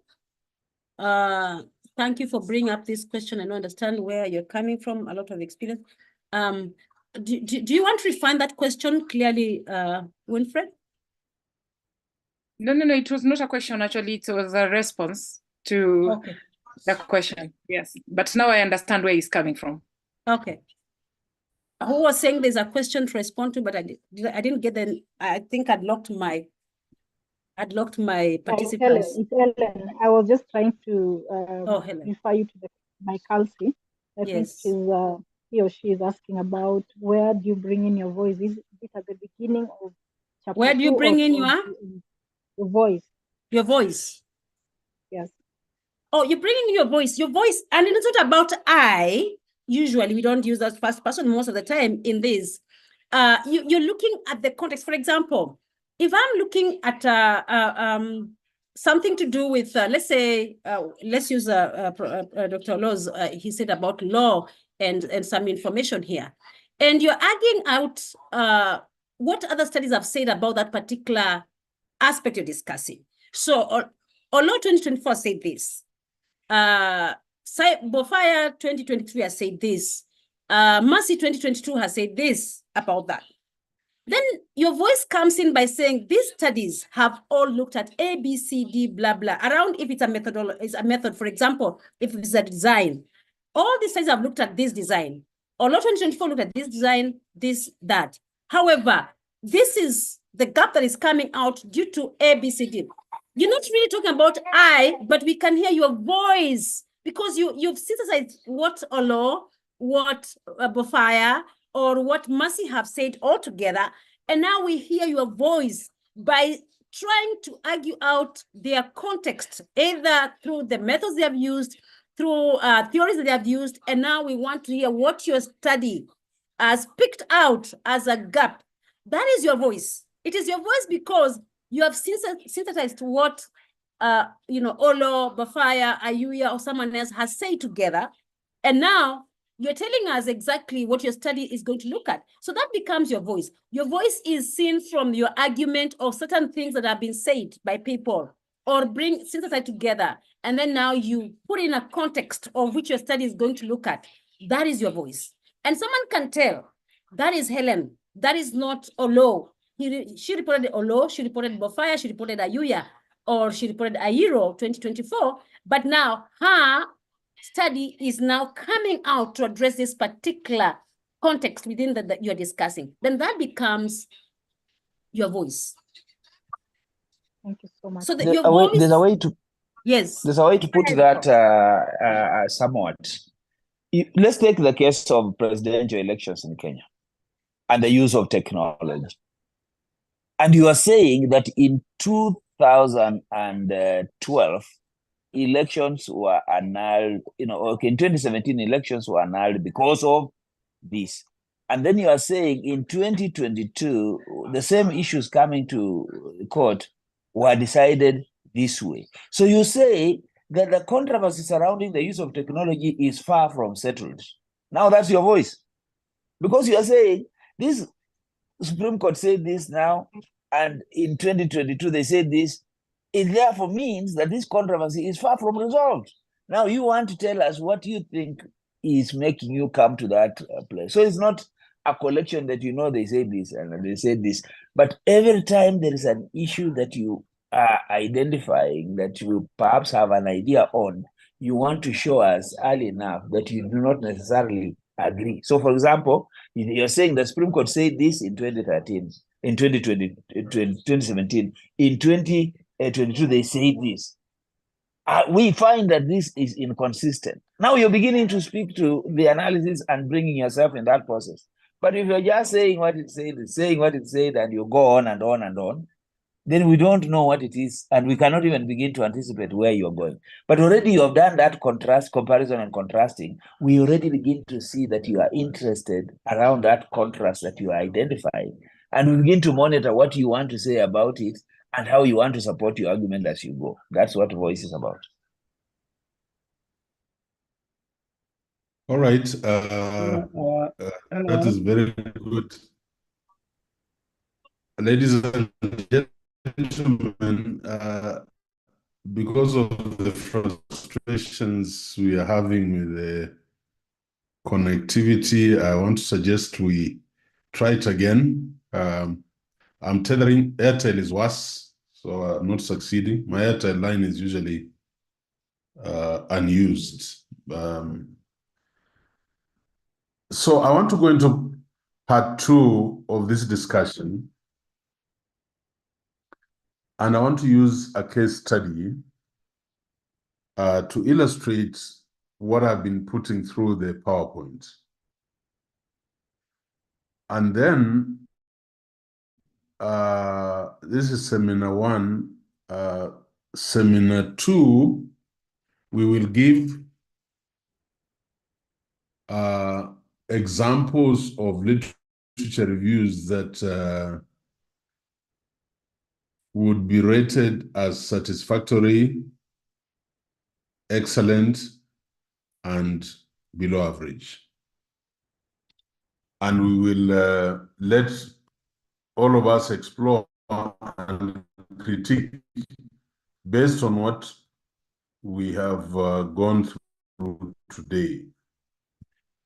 I'll make constant reference to the PowerPoints because from those other people, if we do it right.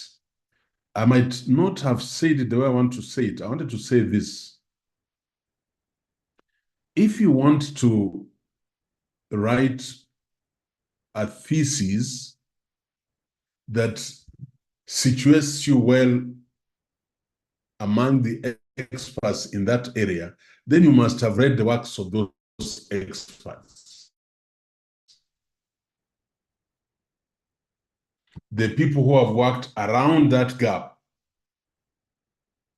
and look at how they constructed their problem statement, look at their objectives, look at their rationale, look at their assumptions, look at their theoretical framework and conceptual framework.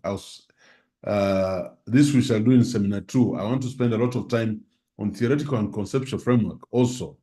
And then look at their methodology. Please don't jump on methodologies that are foreign to you. You must have worked with others. Alice Munena, I can see your hand. Please go ahead.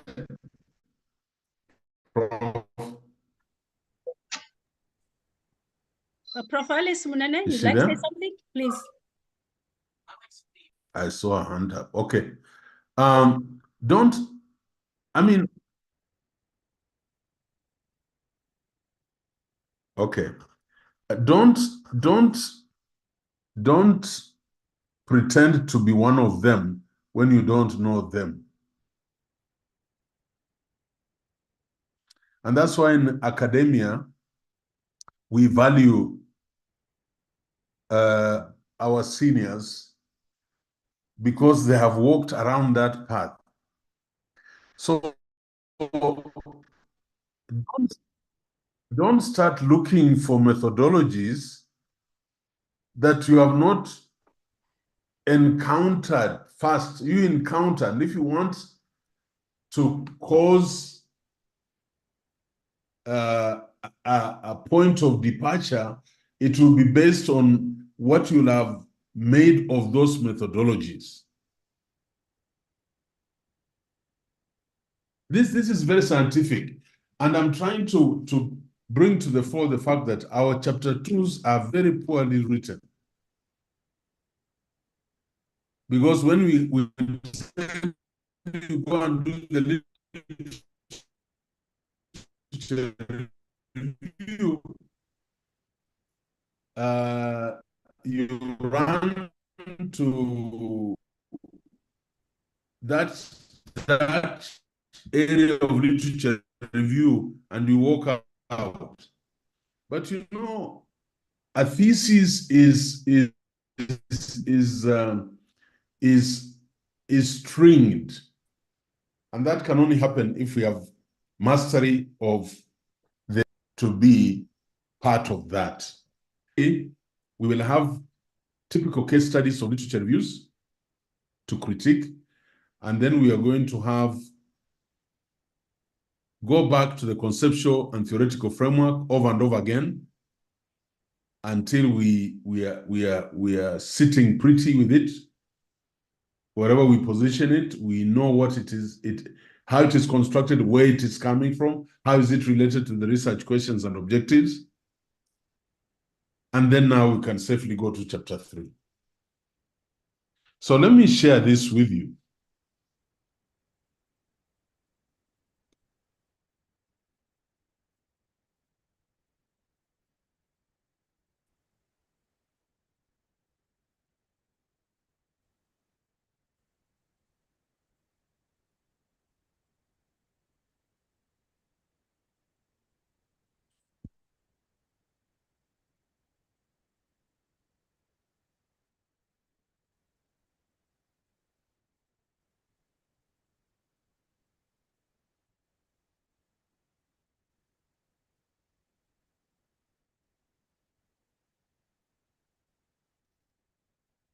Is this on the screen?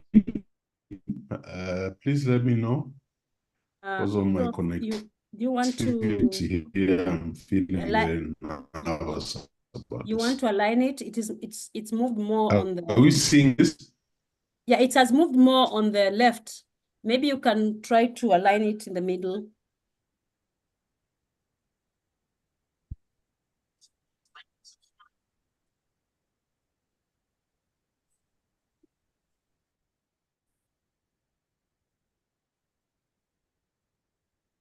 Or you can reshare again. No,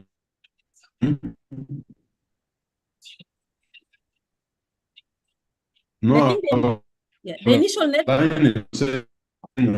internet was much better than this second time internet. Yeah.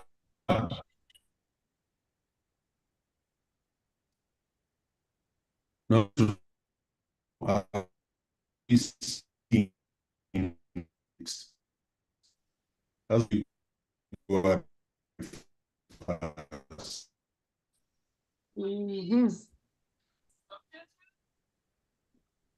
Wow.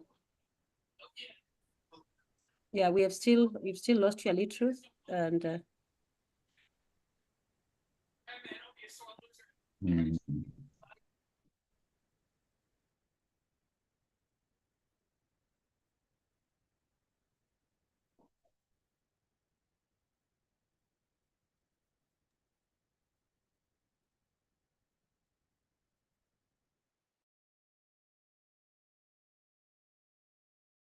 So apologies for that. You understand our villages can also be quite stubborn when it comes to internet, and especially because there's a power outage. And also, we have a cabling problem in East Africa. So it is even worse in villages because they've already tried to put it more in towns than stabilize in towns than in the away from downtown. So as soon as Prof is able to get in, we'll be able to help in. And Seminar 2 should be fine, I'm sure, because of this experience. He might want to be in a place that has very stable internet. So thank you so much. Prof, you can take it on.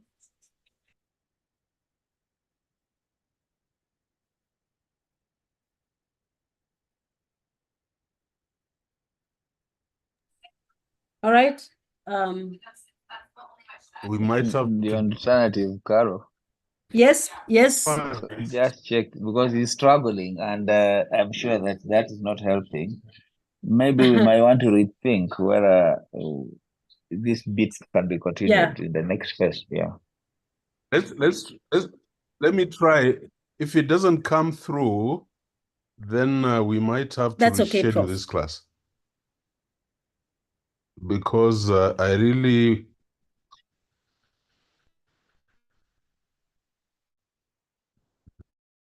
this too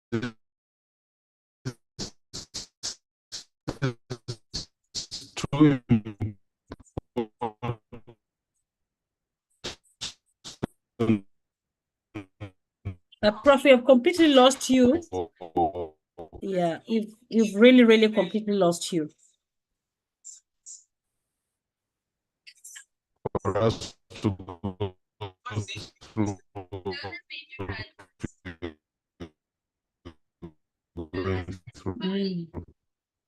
Yes. I think we have lost you. We have barely heard what you've said. You could suggest way forward.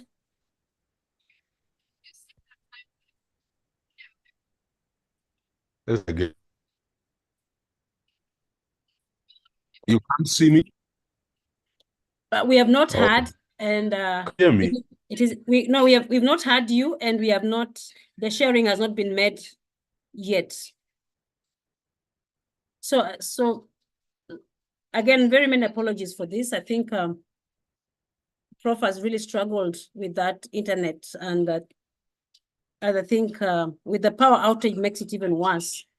So once he comes in, he might give a way forward so that we can probably have this as part of Seminar 2 before he begins, and he can summarize it in a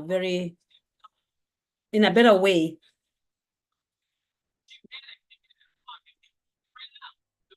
It can really frustrate, especially when you're not planning that this would actually be a challenge.